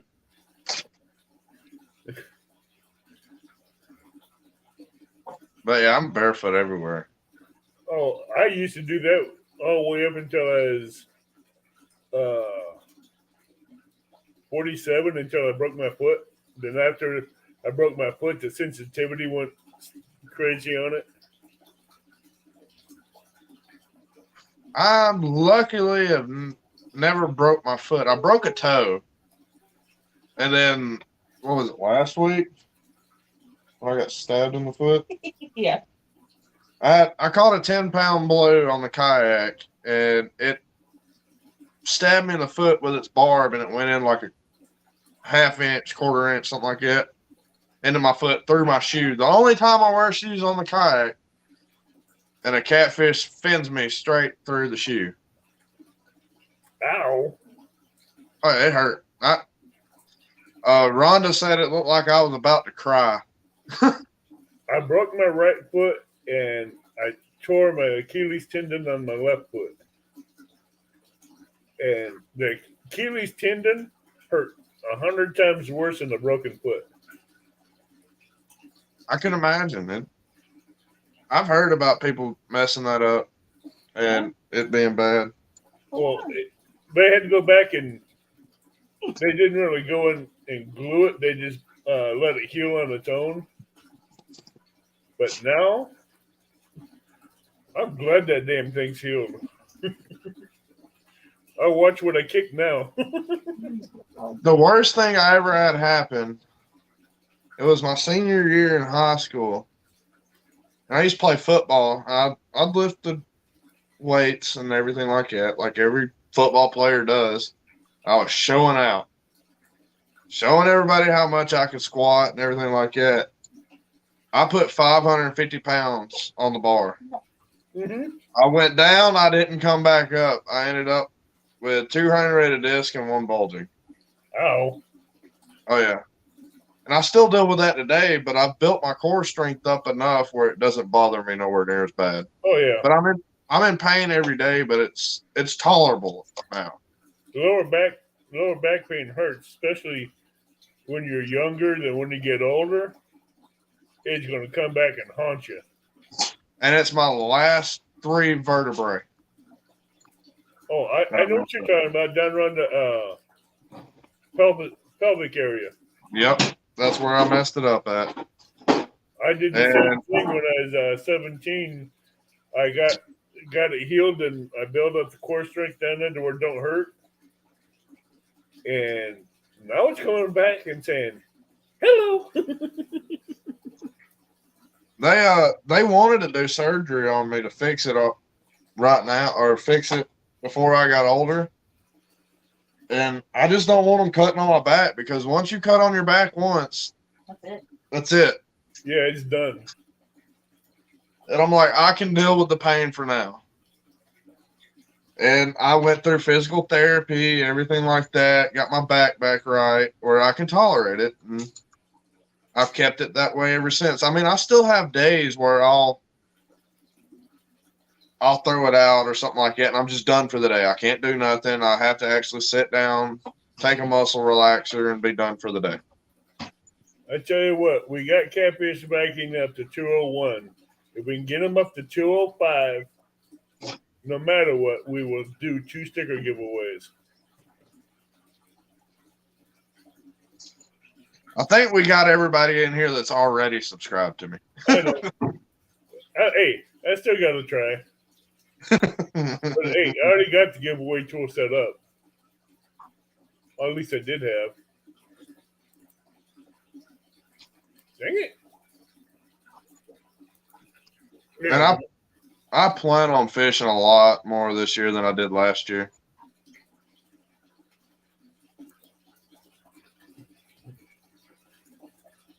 Oh, crap. What'd you do?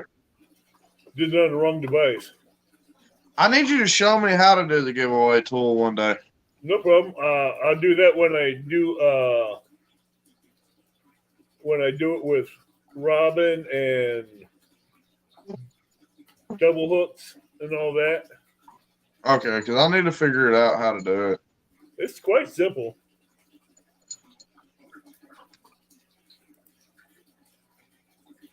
Speaking of cricket, sad part is we have crickets. I have a lot of crickets. If Jody says get Viking to 210 and he will eat a cricket. I'm not eating a cricket. Why No. not? Apparently they're not that bad. I'm not eating one though. I've ate a cricket before. They're nasty. Then eat a superworm. I'm not eating a superworm either. I'm good. What the hell's a super worm? You know what mealworms are? Yeah. They're like twice the size of the mealworms, but they're like the same family. A bug. Oh, okay. They're big. And then for our reptiles, we also breed the giant roaches. I was Like wondering why I couldn't get that to pop up on the right screen. I was trying to screenshot the giveaway tool and it wouldn't come up.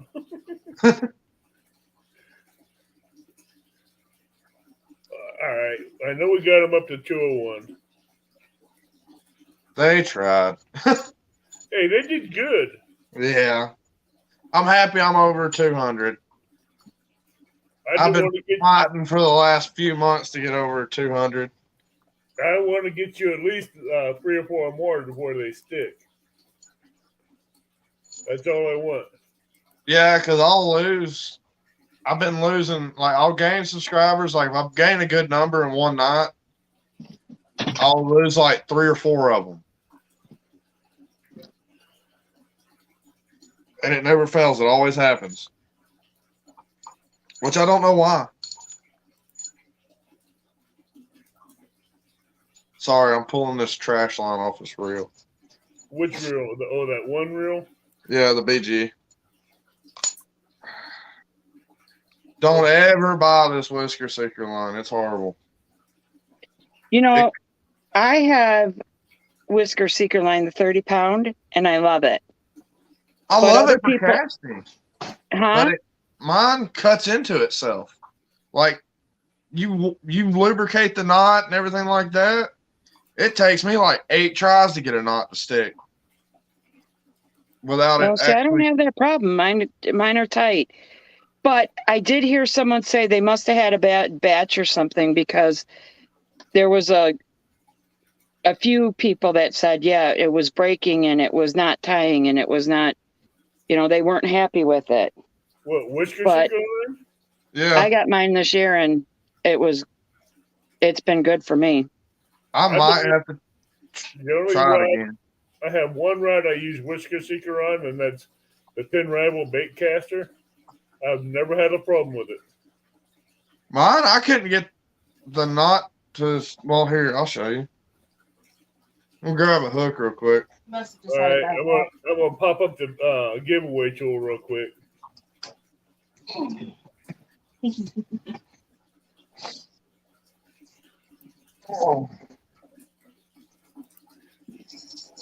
Okay, everybody in chat. If you want some, a couple of my stickers, I'll be doing 2 sets I'm giving out tonight. We got Viking at 202. Let's get in 205 if we can. Miss Viking jumped on that one right off the bat. Yes, she did. I was first. You was the first one.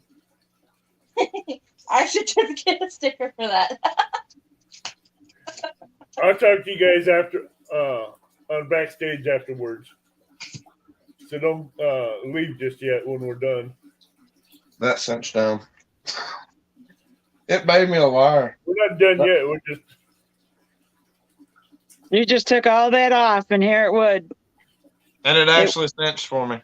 hey, we got Dale Hayslip in here. No, it just broke. Never mind. Hi, Dale. Hi, Travis Young. Travis Young's been in here since the show started, which is good. Travis Young's like my biggest fan. He never misses a live. I love Travis to death. I tell you what, I have a few in here that are in here every Sunday night, and every time I go pop up live, they're in here. Half the time when you go live, I'm in bed. I understand that.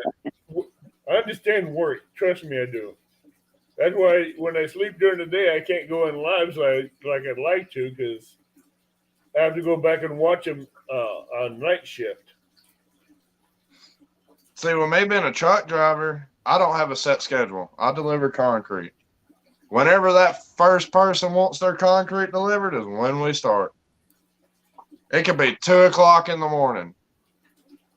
I went What into cement company is open at 2 o'clock in the morning? Alabama concrete. Alabama concrete. Holy Lot- cow. A lot of concrete companies around here are open around 2, 3 o'clock in the morning. Oh, see, well, we have the frost freeze up here, so they shut down for the winter. We don't. Right. If it doesn't get below freezing in the south and it doesn't stay below freezing, we pour. Same way here. And I've went into work at 12 o'clock at night to pour concrete for early pours. Wow, nice.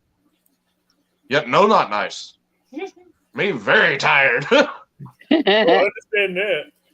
Plus, I know the seats ain't very comfortable on those concrete trucks. I've got a newer one. I've got a 2021 truck, and I had to work my butt off to get that 2021, but it's actually nice. I don't mind driving in it all day. It's really comfortable. So it's basically an air ride Yeah, it's air ride. compared to the ones that were fastened to the frame of the truck. I started off in one like that. Bone jarring experience. Yeah. That's an understatement. Okay, we have 13 in for this first drawing. You might actually get it, Amanda. You're good at winning stickers. That's the There's bad part. gonna be another drawing after this for a second set. So say when, Amanda.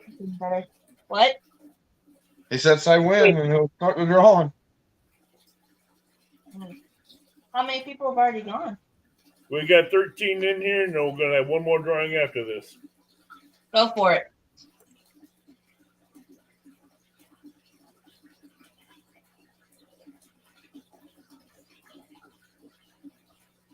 Oh, Oh, that was almost you. Oh. But Travis got Travis is another one that wins a lot. I saw that. Congrats, Travis. That teased you, Amanda. It did. Travis. I even waited to eat my Travis, food. we don't have, Travis, She went and if you don't fixed her have one me of on those Fa- teriyaki bowls.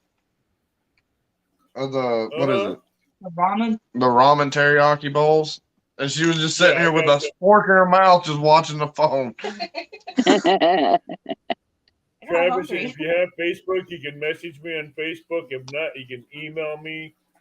My About page has my email, so you can get a hold of me there. It's all right. I got one more shot. I got this. You won 2 set of stickers in the Channel Cat tournament last year. I did. Like twice in a row. Yeah. I even got yelled at for that. Hey, you almost had that. Travis Young stepped on you. He really did. He's like, no, ma'am. Move aside. He pushed you down and stepped over you. Oh, yeah, he just walked right over the top of you like, nope, I want them. I love Travis, though. He's a good guy. And a lot of people like those stickers, too. I don't know why, but A lot of people like my stickers, too. That's why I don't have any. you know how Well, many I'll have times stickers, I think, by next weekend. So I'll be able to give sticker giveaways, too, soon. hey, I bought, this is my 15th batch of these stickers. See, this is what my stickers look like. That was my stickers. Those are cool. I like that sticker. Me too. I want to get a couple of them. Well, when I get some new ones in, I'll send you a couple. I'm not stingy with them. I'll see you at Okay. Catcon. I'll trade you. I won't have any by Catcon, sadly. I'm not stingy. I just I might. You might. All you gotta do is tell Bobcat. Yeah. If Bobcat can get them, tell me I'm before. pretty sure he's still alive. Yeah. I bet you if you sweet talk to him, he might Like, get you some. I since he fished already for has the 30 years. info. Travis says, I'm not as mean as Viking makes me out to be. No, Travis is a good guy. I like Travis. He did I stick up for you, Travis. When I had my meet and greet, me and Travis fished together all night, and it was fun. I had a lot of fun. Solo Yeah. Texan That's a lot. Adventures. Ricky says, my stickers are so rare. I don't even have one myself. I don't Hey. think I have one of mine. Like you should You make yours want to see holographic. something that's so rare? You want to see something really rare? What? Oh, your hat. There's only one of them made. I think I'm gonna get Bobcat. I'm gonna send him the shirts. I think I'm gonna get like these fishing shirts with my logo on them, and I'm gonna get them hooded and everything like that. But You gonna do the long sleeves? only reason why this only one made is they put the decal on too small. I told them Chad Tonnison, good for you. I told them it was supposed to be a 3x3 decal on the hat, and they didn't do it right. That's like a 1x1. Uh-huh. That's tiny. That was the ball. Did you do the second drawing yet? Not Did you yet. put it in? It's in. I just got to add it back to screen. No, you didn't put the second one, the thing in. All I have to do is put hashtag Viking in if they haven't already done. So if you're already in it, Oh, you just have to. If you haven't put it in, just put hashtag Viking and you'll be entered into it. So you don't do it again after you've already done it once, right? No. correct. No, you can do it again, just to make sure it's in there. But all I have to do is draw again.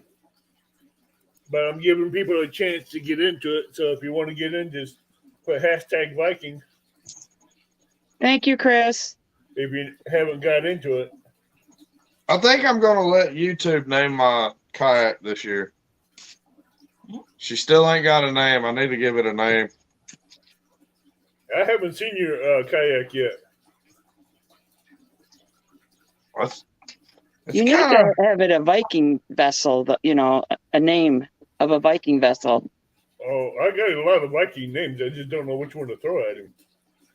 It's like a it's brown tan. and black spot, or like You got to do a video on the kayak so people can see it. a He walk- did. Yeah. I He did. has one. Yeah, I've I got one. didn't see it when I looked at it. I have to go back and look at it again. I've done a couple lives of me working on it and doing stuff. Oh, I've you got did a a lot of short those of looking- when I installed my deck lights And the motor. and the trolling motor. That's why I didn't see the kayak.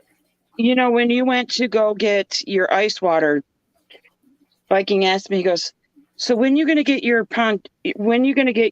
kayak, Robin? And I'm like, I'm not. I got a pontoon instead. And he goes, oh, you missed it, Evan. Yeah, 'Cause- you don't want to see me in the kayak. Trust me. Because Viking was the first one, because I thought I could do it. And then, after fishing a little bit in the boat, realizing, oh, that's probably not going to be a good thing. We have coastal waters that came in. Hello and welcome. Hi, It's Coastal not. Water. If you want to get in for an Avid sticker, you can type in hashtag Viking. That'll enter you in. Kayak catfishing is not for everybody. It takes a lot of comfortability to do it, especially if you're going after trophy fish. I'm not eating all lobster. Now, tell us about Lock 6 and why you like it so much. Lock 6 is on Wilson to start off with. It is the smallest reservoir on the Tennessee River. So all the catfish are really confined there. But Lock 6 is like right at the end of the transition from river to lakeside. So it's in a good location to begin with. And the layout of the river bottom there is it's got a ledge. it goes from like 15 feet of water down to 50 feet of water once you drop off that ledge. And then towards the end of the dock, it has a cut in. And those fish are running that ledge and that flat. That's why I fish there a lot. Because that's a good congregation spot for big fish. Because they're going to come into that slough, that little shallow slough, to feed on the shad that are always in there. And I'm trying to catch them in the intersection of coming back into that little creek mouth. I liked watching you kayak fish when you were by the bridges Oh, in the yeah. one tournament. The Meow Mix. Meow Mix. When I fish there, I'm downriver from a Meow Mix plant. And everybody thinks they dump cat food in the water. They don't. All it is they're pulling They might off. accidentally fall in there when they're loading the barges. They don't load the barges with cat food. That goes in a bag and out the doors. Oh. They're loading the barges with the waste grain that they don't use inside the building. So when they're loading and offloading barges, it's grain. And the fish really congregate there. But it's public water and everybody can fish it. And if I want to go, mainly what's there is channel cats. And they're stacked in there. There's a hole up under where a barge sits. It goes from like 18 feet to 24 foot.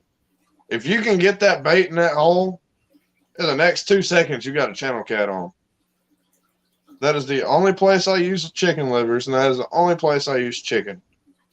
Nice. Which I have pulled up over there, and a bunch of small blue cats one day pushed out all the channels, and I caught like 28, 29 blue cats in like 4 hours. But the most fish I caught over there, I won a tournament on Rustic's channel from over there. I caught 22 fish. No, yeah, 22 fish, over 2 pounds in 2.5 hours. Wow. Only using 2 rods. That's just a fun place to go fish when you want to catch fish, I guess. When you want numbers, anyway. Yeah. Yeah. All right, And people. it's easy access for me. Because literally I launch and I shoot up river not even a quarter of a mile and I'm there. All right, people. If you haven't gotten in, put hashtag Viking in because we'll be doing a drawing here, the last drawing here in a few more minutes. I did notice that you had a second video, so let's go back to Lock 6 with fresh bait. Yeah, the first video I did at Lock 6, the first time I went to Lock 6 was with Travis. And then me and Travis all night was nothing but rod takedown, rod takedown, rod takedown. For some reason, we couldn't hook up that night. And that was with fresh skipjack. And the next time I went, I think we got rained out at work. So I went fishing. I went to Lock 6 and all I had was frozen skipjack. And I caught, I think, a 7-pounder, 18-pounder, and I think a 20-something. And I was like, okay, well, I'm going to come back tomorrow because it was the weekend at that point. I'm going to come back tomorrow. But I'm going to go get skipjack. Viking's not allowed this year. What you did to Don did not get allowed. What are you not allowed to? I'm not allowed to fish channel cat tournaments because I beat Don R that one time. Oh. Dang. I'm talking about, I put a whooping on them that day. I got it. Yeah. I think Catfishing Curtis was like, how many rods is he using? Because all you'd hear is fish on Viking, fish on Viking, I fish on remember Viking. that. I was watching that. He's like, he kept saying when he got sit out. Because isn't that where y'all had to sit out when they spun a wheel or something? No, that Mr. was Duggar, welcome. That was with the bait tournament. I caught like 200 and something bluegill. Yeah, you heard. It was me and John Oler and Yeah, Big he Skip. kept saying, "Fish on Viking, fish on Viking," and then the We same have thing for the channel cat. Yeah. It was fun. YouTube's favorite alien in the house, Mr. Duggar. Mr. Duggar. I ain't seen him in a while. So if you just got in and you want to get on one of my Avid, a set of my Avid stickers, put in hashtag Viking. I would give away stickers if I had some. That's But, cool. I don't mind. Back to the Lock 6 story. And then the next night I went back out. I went out during the day, got about 40 frozen or 40 skipjack, brought 30 of them home frozen. Then I went to Lock 6 with fresh skipjack. And that night I caught 27. No, it was 24. Sorry, I'm bad with remembering numbers. So 24. 48. No, 42 and a 58. 58. All in one night within like 3 hours. Read that. Let me read this real quick. What, That's what I Danny? was laughing about. He wants you to bring your kayak and get in the Mississippi River in his waters, and he's going to video it, and it's going to be rough for you, but it's going to be funny for him. Hey, I've been in rough waters in my kayak. No, the Mississippi's pushing at least 20 to 25. I've been in swifter water in mine. That's swift for the Mississippi. Yeah, because Mississippi is a lot more narrow than Tennessee is. No, Mississippi's wider. It's almost a mile wide. Is it? Yeah. I don't know. I never fished it. Oh, yeah, they don't want to be that bad. I've fished up close to the dams, man. That's fine. Hello, brother Danny. Eddie, welcome in. Danny Stone. Put in hashtag Viking to get entered in the sticker giveaway.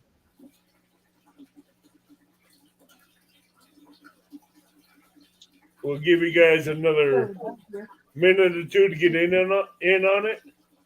Hello, Eddie Gross. Welcome. Y'all get to see me free line up at the dam this year off the kayak. So Are you I'll gonna actually play that go up to spool the. again, or are you done with it? Do what? Are you done with that spool, or Now I'm just playing with the line. no? I'm saying, are you done getting that line off the spool? Oh yeah, it's off.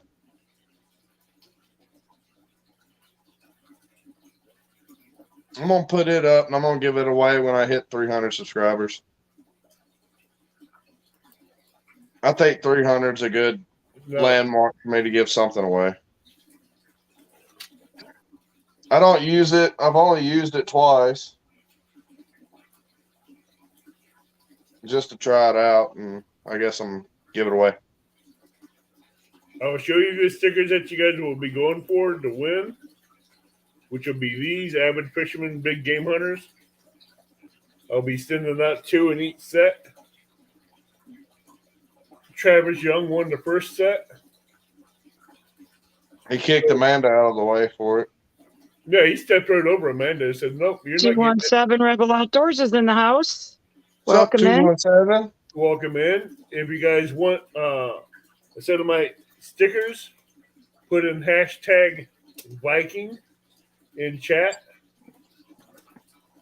I would do it, but I'd probably end up winning them back.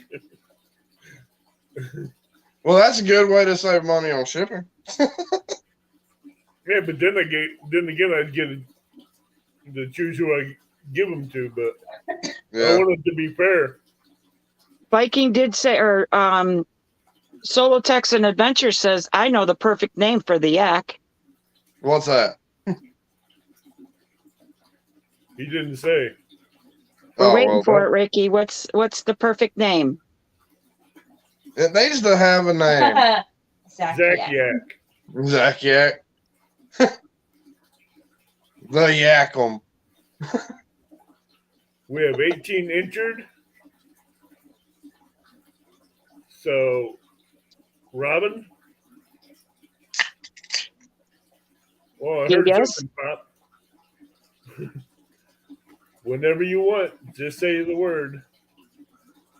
I had to pop open another sun drop. Cold Creek. Let's go ahead and do it. Cold Creek Billy says he lost his pants and mooned one of us one day when he was fishing Block 6. Oh, when you were taking the rain gear off. Oh yeah, when I was taking the rain gear off. I apologize for that. I forgot about that, honestly. Solo! One. Solo stepped right over Amanda. Her face Solo right now. stepped over She looks pitiful. Travis got you before, Solo, now you're not getting a Solo hold got of me, so. I understand. Solo I stepped, understand. Solo stepped over you and Coastal for that sticker. I understand. Feel a little small right now. You I mean, know I'm what? small to begin with. Solo stepped over both of you guys for that one. I can't believe that. Welcome back, Jody. Welcome back, Jody. So, it has to be the perfect name for the kayak because I'm going to get a big decal made and I'm going to run it down the kayak. Zach Yak, I thought it was kind of funny, That is funny. but It's got to be something that matches the Viking. Yeah. Yes. that's what I was thinking. I'll come up with one and I'll send it to you. Well, the most popular Viking vessel is the longship. Mm-hmm.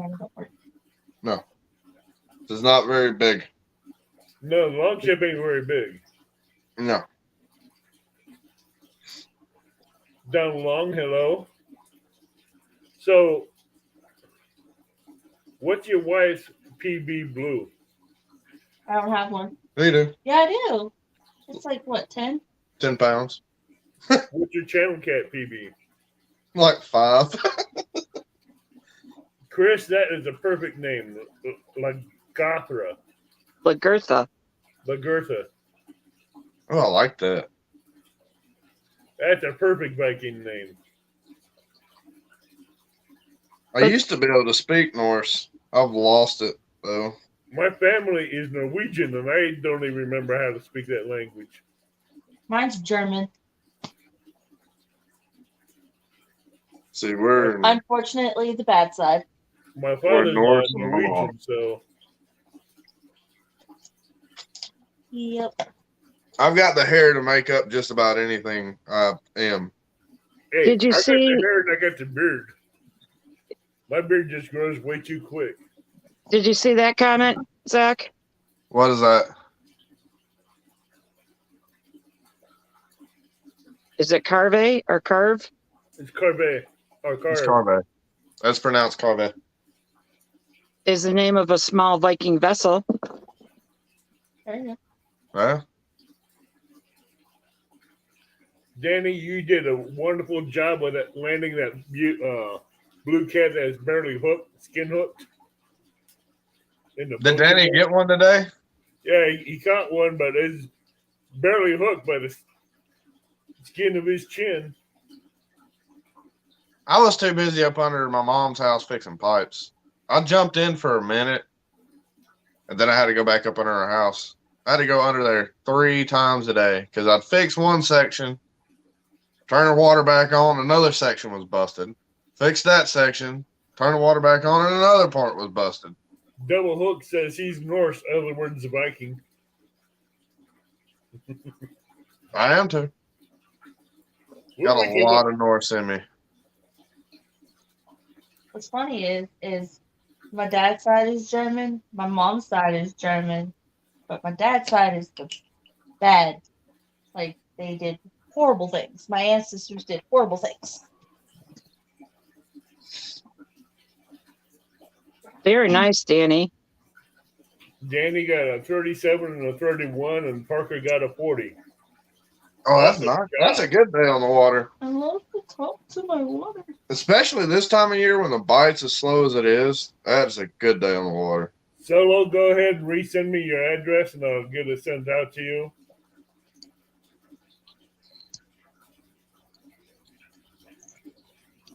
I have so many addresses, I don't know which one to look for. So, End of here. do you quit fishing in the wintertime, or do you just? Oh, I get on the kayak in the wintertime, man. Danny, so we got 10 blues, and they caught 10 blues in all. That's one person I'd like to get up here on panel one Sunday night. Is Danny Stone.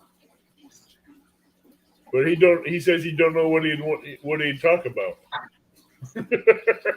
I didn't know what I was going to talk about. Didn't we make it easy? It's been 2 hours. Oh. Yeah, a little over 2 hours. He was wanting up here with me. Okay. What's his name again? Niklaus. Danny, I'll never regret having you as a guest. It's going to be fun. I don't know if it'll be PG or not, but it'll be fun. It's hard to keep it PG with any of us. Hey, we did good keeping it PG. Yeah. We almost didn't because of Don R. No, that was a close call. I almost fell for that one. I almost let that one in. I look up and Robin's over there dying. She's dying laughing. I didn't know what the heck she's laughing about. We still have 34 people in here. So apparently you got a big following. Yeah, but on a lot of my lives, I got a lot of people that jump in and out a lot, which I'm fine with.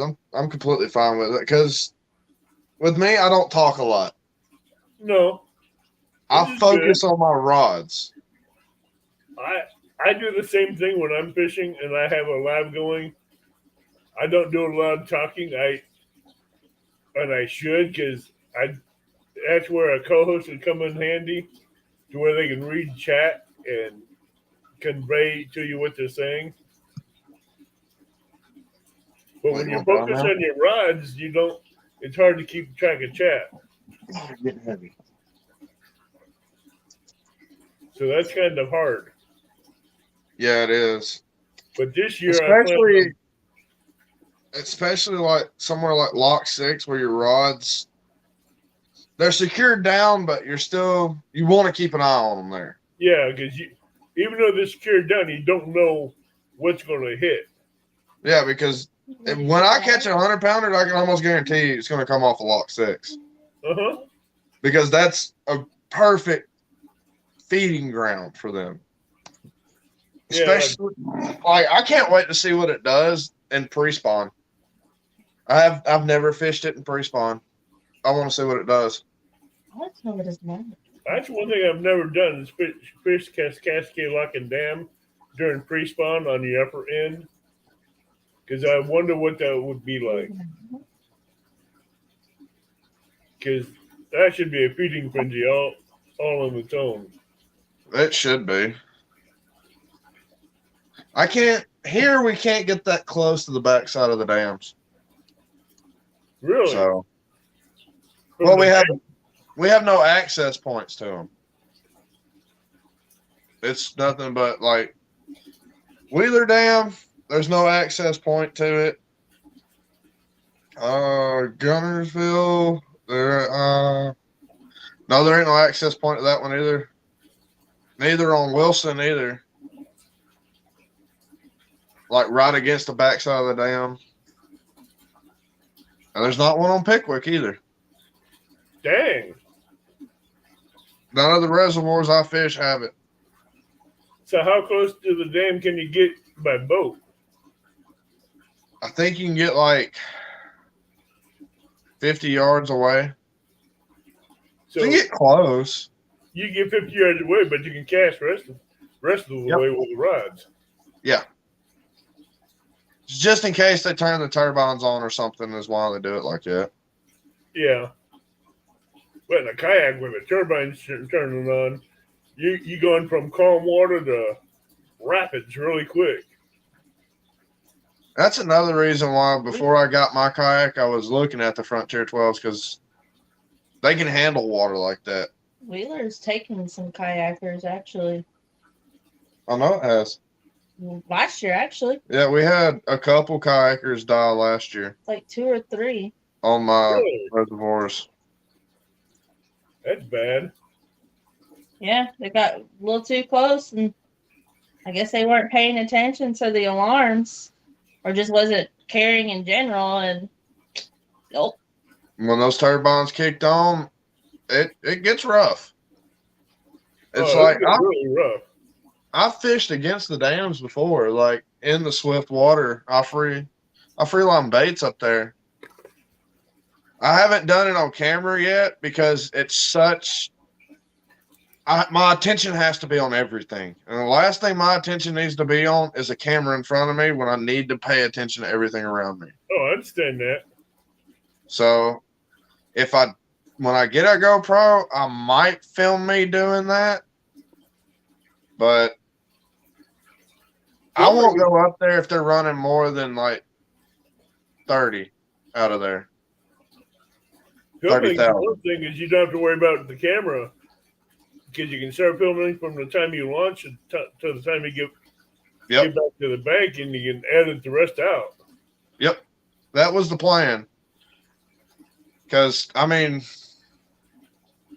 I think that's what's causing me, really, honestly, to where I just drop stuff. So I'm paying attention to more than what I need to be paying attention to. So that's what's causing me to lose a lot of stuff that I shouldn't be losing. So I think that's why, that is why I decided to do this coming up year. I'm going to do lives still on the kayak, but it's not going to be nowhere near as much as it was. But I'll go film a production video in the morning, and I'll come back that afternoon and I'll do a live stream from the bank. That's cool. After I film the production video. And then I'll just edit it when I got time throughout the week. I heard frogs. I think that was Avid's phone. Oh. What? The frogs. You heard frogs? I was going to say, you guys are hearing things. No, that was my phone. Thank you, Mr. Duggar, for sharing my link out. Yeah, every time I post a video or something, or a live stream, as soon as I get one posted within minutes, and the live could be a week off, or 2 weeks off, or 3 weeks off, someone's in there first.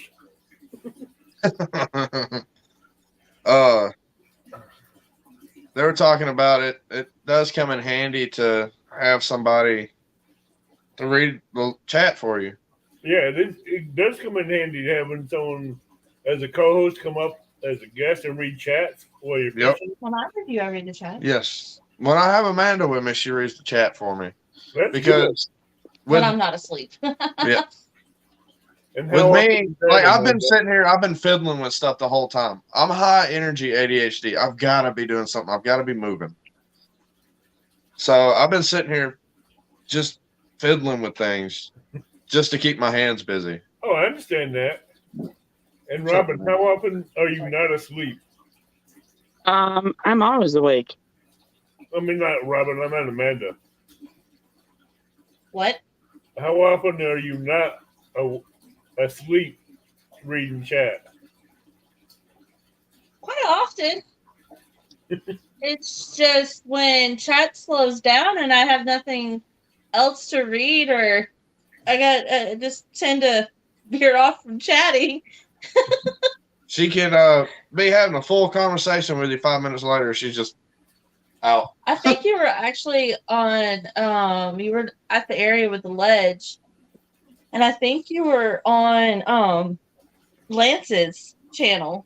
Yeah, and you started snoring. And apparently I was snoring in that live. I don't know what woke me up, but something woke me up.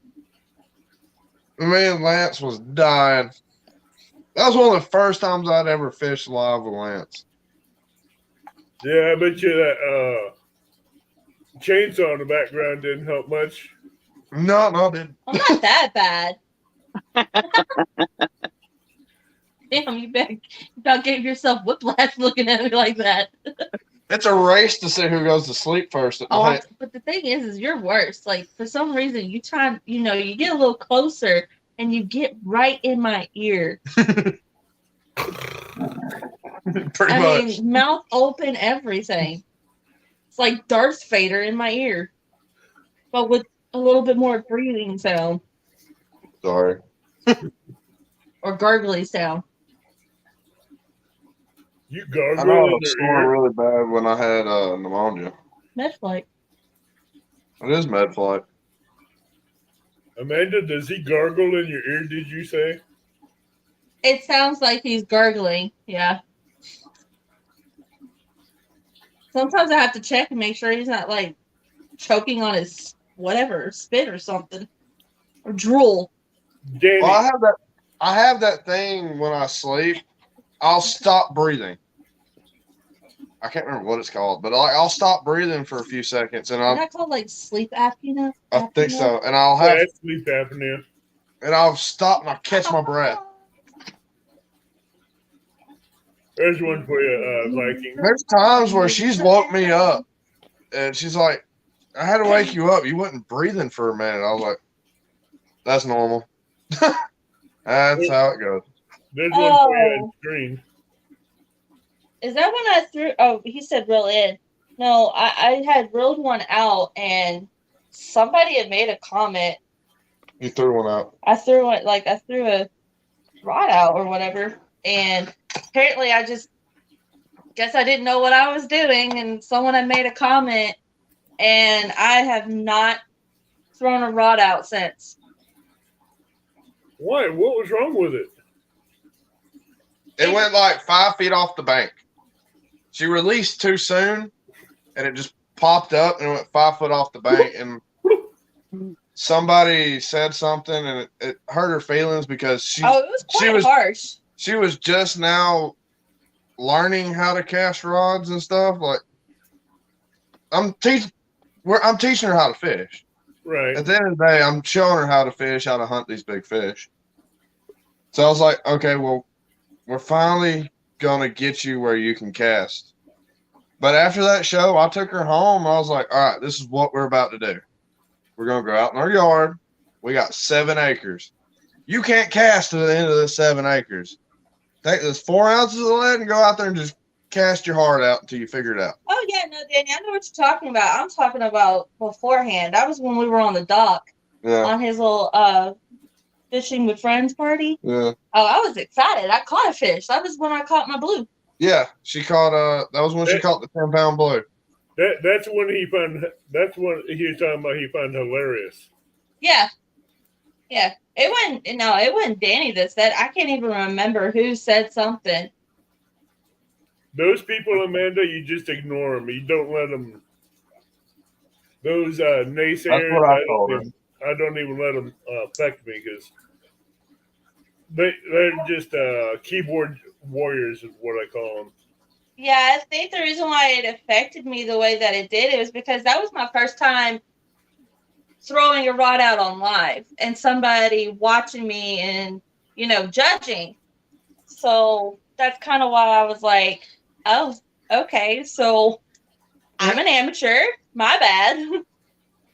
And what a lot of people don't realize, it takes a lot to learn how to cast these long rods. I must say, these 12-foot, these 10-foot rods. It takes a lot of time to learn them. It wasn't some 5-foot, 6-foot rod. It was the 10-foot rod that I was throwing. Yeah, it was 10-footer. Yeah, those big rods, they're not as easy as casting as a 5-foot or 7-foot or 9-foot rod, but you get those 10, 12, 15, and 18-foot rods, and you try to cast them like a 7-foot rod, it ain't going to happen.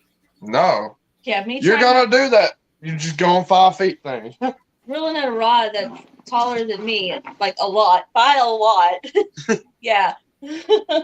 it is pretty hilarious watching that. We And have Big for Mac like to me come or in the you, house. Avid, we forget how it is learning how to cast those because we've done it for so long that we're used to casting those 12-foot, 16-foot rods. Yeah. Yeah, Amanda, That this moment, I message was is like- for you. Hello, Yeah. Big Matt. Hey, Big Matt, welcome in. Danny, I agree with you. Thank you, Danny. I agree with But then Danny in that on that one. moment when that happened, I was like, yeah, I think I'll just stick behind the screen. Hey, I'll never read quit. the comments from now on. Hey, always, even every chance you get on the river to cast a big rod, do it. Regardless what other people may say. That's how you get good at it. Because I like what Don Long says. They forget their first time like they started out as pros, and they didn't. They started out as beginners like everybody else did. Yep. But a lot of us do lose that concept of, hey, that's somebody learning because we've Uh-huh. done it for so long. It's habit. It's muscle memory at this point. Chad, I do that every year. Even with my new cast nets, after I stretch them out and get them heated by the sun and all that, I practice my throw nets in the yard before I go out. Because I want that muscle memory in my arms to when I get to the lake or something that you get that right throw. You can ask Amanda. It's funny. I'll sit on the kayak and practice throwing a cast net on the kayak. Yeah, because that's where you're throwing from, and you want to feel comfortable throwing from that position. If Amanda, I'm I've been made uncomfortable- fun of because I don't hold my rod and reels like everybody else does because my husband and I switch off. Like I'll say, here, grab this one or that one. And he got a fishing license this year for the first time in our 32 years of marriage. And it was because he was going to be in the couples tournament with me. So we swap off the rods and reels. He's left-handed, I'm right. Well, you know what? I'm going to make it easier for him, so I'm going to set him up left-handed. So I got made fun of because of how I hold and reel in a rod, to reel in a fish. She doesn't even know how to hold it. I've been I know catfishing the for situation. 2 and I know the months. person that made that statement. So don't let people like that get to you. You just got to look at them and think to yourself, I'm flipping them off, but I'm going to let it roll off my back because Do like I they're tell just not everybody worth else it. to do. Let it roll off your back like water off a duck's back. And see, what's funny is usually I do let things, I'm like, oh, okay, that's great. You have your opinion and whatever. But I think, like I said, it wasn't my first time being on his lives and stuff, but it was the first time, casting out one of his rods. And, Yeah. One of his big rods. yeah, one of the big rods. I mean, I could throw the 5 foot or, anything under, 10 just fine. It's just those big rods and having the size bait that he had on it. It's definitely different. And, I mean, it's not like I won't try it again or anything like that, but it might be a little while before I try it on live. What's the biggest rod you've casted out, Amanda? I think a 7 foot. 7'6". Take the concept of the 7'6" and adjust it a little bit to a 10-foot rod. You instead of letting go at 10 o'clock or 11 o'clock, you want to let go around 10:30, 11 o'clock position to get that full weight of the big rod loaded. Because around 11 o'clock it's loaded, so when you let go, then it's going to sling that bait and sinkers way out there. It won't be like you That's cast it. where I told you to release from. Huh? That's where I told her to release from. I always say between 10:30 and 11 o'clock because you got this big rods fully loaded and. I mean, she figured out real quick that there's a big difference from casting a 7.6 to casting a 10-foot rod. There's a big difference. I mean, it really is. But like I said, you got to add in the. I mean, you can toss one with a weight on it. That's fine. But when you also add the weight and you add the bait, it is different. Yeah, Oh, you absolutely. got a different load. You got And a different load on that rod. I think my other thing is that I'm guessing I'm gonna have to get some gloves because my fear is the line cutting into my fingers and stuff. Well, that's why I swapped them all to mono. That way you wouldn't have that worry anymore. Braid, I almost cut my finger off with braid at the beach. Right when me and her first got together, it was casting one of my 12-foot rods, and I didn't realize it. It got hung on a piece of driftwood on the beach. I went to cast it. As soon as I did, that line caught, and it about cut my finger off. I think Ouch. you were on the ledge on that question.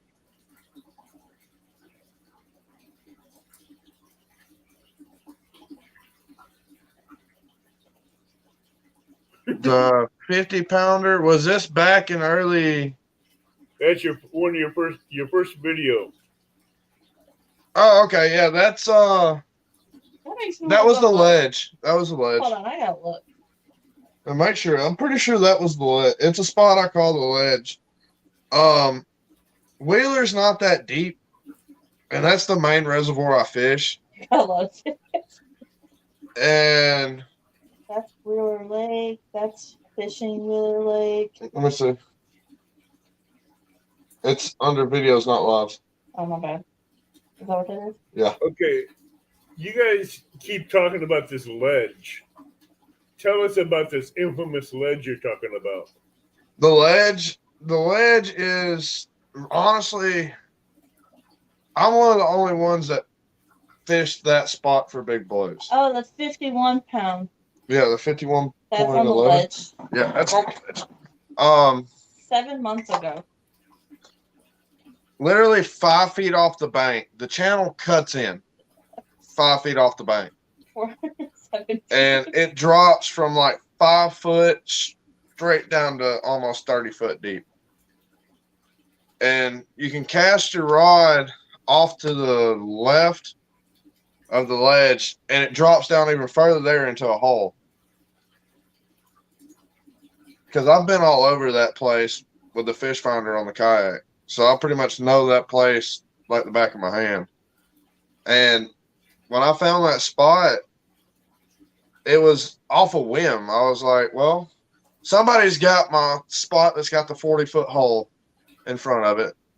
So we went down one spot down, and I found the ledge. And it's been good to me. I've caught some good flatheads from there. Anthony's wife, Yak Shore's wife, Mrs. Yak, caught her PB flathead off of there. I think it was like 15 pounds, something like that. With the sauce. With sauce. I caught 52 off of there. I've caught a couple 30s off of there when I was just fun fishing for me. I've caught a lot of good fish off of that spot. That's one of my summer spots. This time of year, it's not that good of a spot to hit just because they're not moving on the riverside as much as they are on the lakeside for me. Now, isn't that the spot where you caught that 20-pound blue where you put a whooping on Danny? No, the spot where I caught the 22-pound, you're talking about the 22-pound flathead. Yeah. That was the dock Indicator. indicator. That is at the choke point of the river where it literally, like, here's the river, and then it cuts in and then comes back out.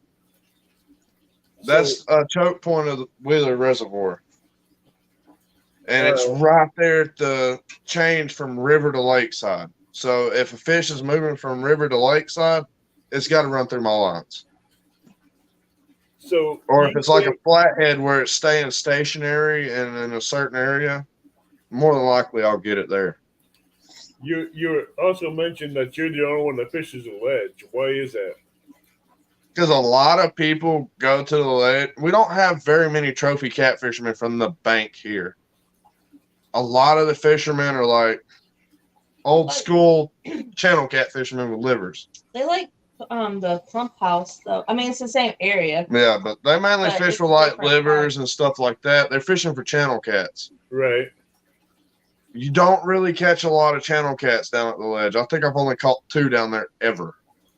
Well, in my experience with the big cats I've ever caught on cut bait, when I rolled them in, they still had a live channel cat in their mouth.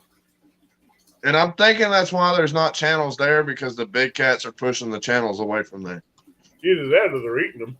Yeah, that too. Because And a the big best cat, bait- they don't care what they eat as long as it fits in their mouth.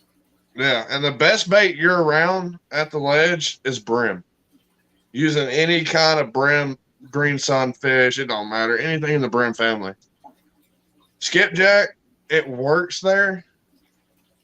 But that is the only place that I really prefer using brim there year round, or not even shad. I don't even like using shad there. I've never caught a fish on shad there. Now, with brim, would you consider live bait or cut bait?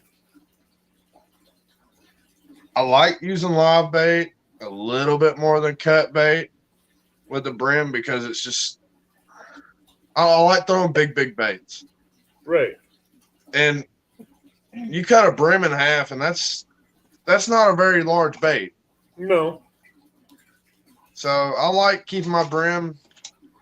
If I don't use them live, I dispatch them, and then I'll cut slits down the side of them where they bleed. Right. I've done that. But that is I prefer, like flathead fishing, I prefer using live bait. Uh-huh. I've caught some big blues, live bluegills when you're throwing out for flatheads. I've only ever caught 1 blue cat on live bait. That was it. I just thought about this. I know they're from the dam. I bet if you take some superworms, I wonder if you'll catch some brim or a channel cat. I want to use one of the giant hissing cockroaches one day. Huh? That's it. Go grab me the roaches. We breed the giant hissing cockroaches for. They won't hiss. They're used to me messing with them. But Indian- we breed those to feed to the reptiles. Okay. And they're like this big. They're huge. Okay. They're like, Indiana Chris has a question for you. what's up? If you could fish anywhere you wanted to, where would that be? I want to go to Spain. Well, it's a tie between Spain for Wales catfish or the Amazon for big pariba or red tails. Or That's a good question. that is a good question. That's hard to really narrow just to one. I take it you've been watching River Certified's videos and live streams. Oh, I've been watching River Certified for years. Well, he's also has some new videos up where he's been fishing the Amazon. I've seen them. Paraibas, red tails, and some other cats over there. Oh yeah. Let me see. Because if I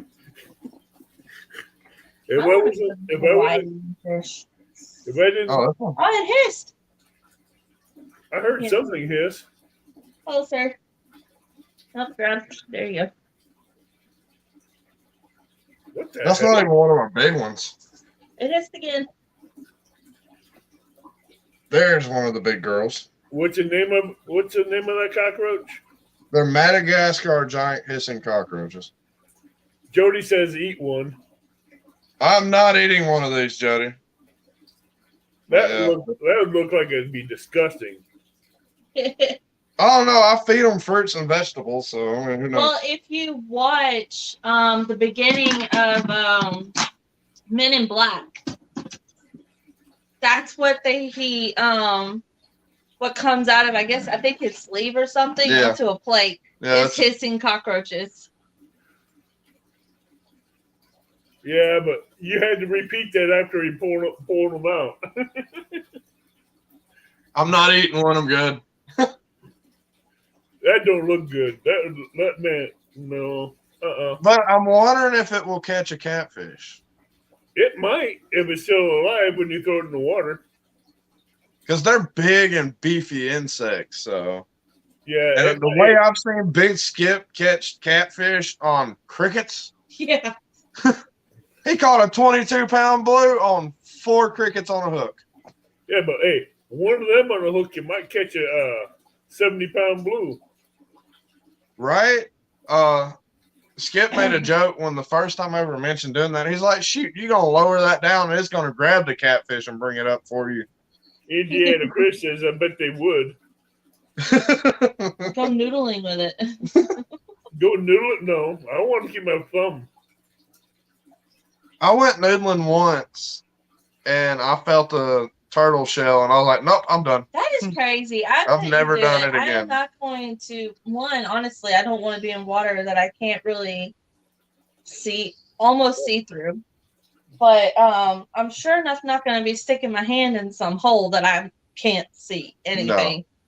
Pontoon Jody just came back and says, eat it, Zach. She really did. She's like, boop, eat it. No, Jody. I'm not eating a bug. I'm sorry. I'm waiting for it. I'm waiting for the when hole. I used to do something. When I used to noodle those holes that we knew where the catfish were and holes where the turtles were, we'd go to the holes that we knew that had the catfish. And reach our hand in there until we felt a mouth clamp down on it. Then we were in trouble. The first time I went noodling was the last time. And the first hole I went to, I put my hand in there and I felt a hard shell and I said, nope, I'm done. I'm out. Like a double dog dare you to. No, Jody, I'm not eating a cockroach. I did that one time we was going into a catfish hole. Oh. I felt the shell and I went down to the edge of the shell and I grabbed it and pulled it out. My hand, when I reached over the edge of that shell, was that far away from a snapping turtle's jaw. Oh. Mm-mm. I got him out of there and I let him go and he swam off in a different way and I ended up getting a 40-pound blue that was in that hole. I want to go. After that, I didn't noodle after that. I want to pet like a sea turtle, but I've heard they're not very nice. No. No, they get very frustrated. Sea turtles can get very frustrating. I'm not eating a bug. No, my dream is to pet an otter and hold an otter. And Lock 6, there's a family of otters that live there. Yeah, like I said, good luck getting an otter to pet it. Yeah, I know. Well, see, actually, there is an aquarium, I'm not quite sure where, that there's this little hole that they can stick their paw through and you can pet or hold their paw. There's also a place in Florida that you can go swimming with otters. Yeah, because those were raised and trained that way to where they can be. So I completely could do it that way. Now, a wild one, yeah, no, I understand. I'm not going to get eaten alive by a wild one. I'm going to get, like you said. A wild one in their family tear you up. Oh, yeah. I've watched National Geographic. All right, I got to post this one. Come on, where you Is she still on me? Come here. What? Come here. There you go.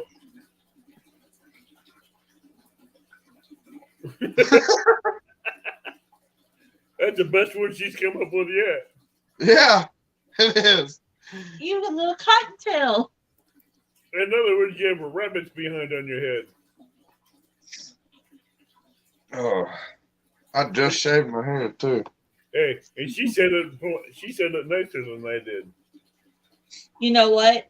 You should dress up as the Easter Bunny and go fishing. Peter Cottontail. Don't give Jody any ideas. No, don't, Amanda. Quit. Too late. All right, Chris. See you later. I mean, you can always get back at her. She can go fishing in a dress. No, she won't do that one. She wouldn't have a choice if she lost. Yeah, but she won't. She won't make that bet. I know Jody that well. She won't make that bet. What Danny said. No. Oh, James, I hope you're all right. And tell him his boy ain't minding me. I don't mind nobody. Ask my mother. Danny Stone says, "Yes, Amanda, give Jody ideas." James, Oh, no. We can give you 2 pigtails on the side. We're not putting my hair in pigtails either. Let's see if you had a James, beard. You could do the I'll whole keep you beard in glitter. thoughts and prayers. James Elba. Oh, yeah. Well, whatever going on, I hope it gets better. Danny Stone says, yes, Amanda, give Jody ideas. That's what I was trying to do. It's like the 2 pigtails on the side, and when he grows his beard out, he can put the beard glitter in it and some ornaments. Oh, God. You know, that's going to backfire not only on him, but on me as well. Oh. Oh, she braided my beard once, and God, that hurt. I know it does And like, hurt. it wasn't loose braid. She was over here like, I swear she had her. She was doing the tight braid. Yeah, I swear she had her foot on my chest, just yanking them up and tightening them down. You're That so don't feel, dramatic. that don't That's feel what it good on, felt like. that don't feel good on the face. It's tender. You're just dramatic. I am dramatic when it comes to that beard. It's tender there. World smells June fire. Jody. Here comes the Viking Cottontail hopping down the bunny trail. Hippity hoppity, Easter's on its way. James, I understand, but we'll still keep you in the thoughts and prayers. Yeah, definitely. What time is it? It's almost 3 hours in. Yep. I think Yeah, I'm we gonna still have got to a good call crowd it, Evan. going, don't 23. Yeah, we're fixing to call it here. So, we? Yeah. any last words, Viking? Thanks everybody for coming in and watching this. I had a fun time. And make sure y'all check out Evan's other stuff that he's got coming up too. You guys hang on. We'll talk backstage. All right. Okay. What about you, Amanda? What's up? Oh. Caught her off guard. You did. Try not falling asleep during lives. Yeah, Well, Jody. you take that from me, and Jody took that from me because I've done that once or twice. And then Amanda took it from Jody. Uh-huh. Hey, once you get comfy in your seat and you got a blanket and it's done. Hey, Amanda, you're just in with that elite crew of people that has fallen asleep on the live, which is only 3 people. Sometimes you catch the best fish that way. Yeah, you do. Ask Jody; she's done it. I know of several lives of Jody waking up and one of them rods just been furled over. Yeah, but and I like that one. Hello, Danny. What'd he say? Says taking notes. He won't eat a bug, has a rabbit's butt on his head, and cries when you pull his beard. Got it. Noted. oh, I can foresee what this is going to be like on the next live, and you go up there on panel with him, Viking. You're gonna have to like hop across the screen. Oh my god, that should be a challenge. Hush, Amanda, hush. Stop. You're gonna Giving have to off ideas. do the challenge every time No. that you go up to get the fish. You're gonna have to hop. I can foresee this one happening. You're welcome to who does that. That's Just know where funny. it originated from. She's my biggest critic. That's the bad part. Critic? If I do something wrong, she is on me for the next like 6 months about it. Especially if I like losing rods. I ain't lost a rod in like 4 or 5 months. She is still on me about it.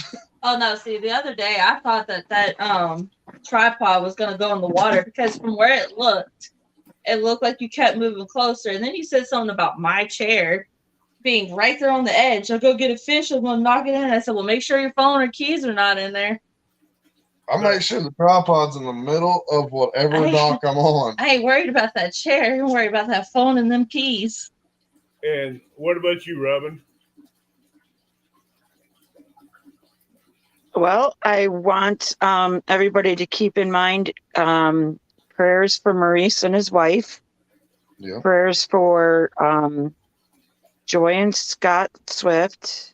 Prayers for James Arbol. Prayers for Uncle Lou's mom. And just keep your loved ones close because you never know when the next day's, you never know if tomorrow's promised. Amen. That is very true. And Duggar says Viking, he covered Amanda's mouth with a cockroach hand. Oh, did I really? Yeah, Oh, whoops. like 20 showers is coming up. 20? Is that Oh, all it? I don't like bugs. He does the whole bug thing. like I have tarantulas and stuff like that. And Well, everybody, it's been great. It's been good having you up here as a guest. We're gonna have to do That's this fun. again sometime, oh yeah. and probably at the not the end of this month, probably at the end of next month. We'll probably have you back up on panel with some of the guests that we've had, and we can go over the good times, the good lives, and stuff like that. See what we liked and what we can make better, and what was the fun parts about the lives you liked. Yeah. Jody's asking, "Where's your Viking hat?" I don't have one. Don't say that. She might send you one. I'll wear it. Well, with that, good night, tight lines, and dream of that monster. Later, bye, everybody. Night. Good night.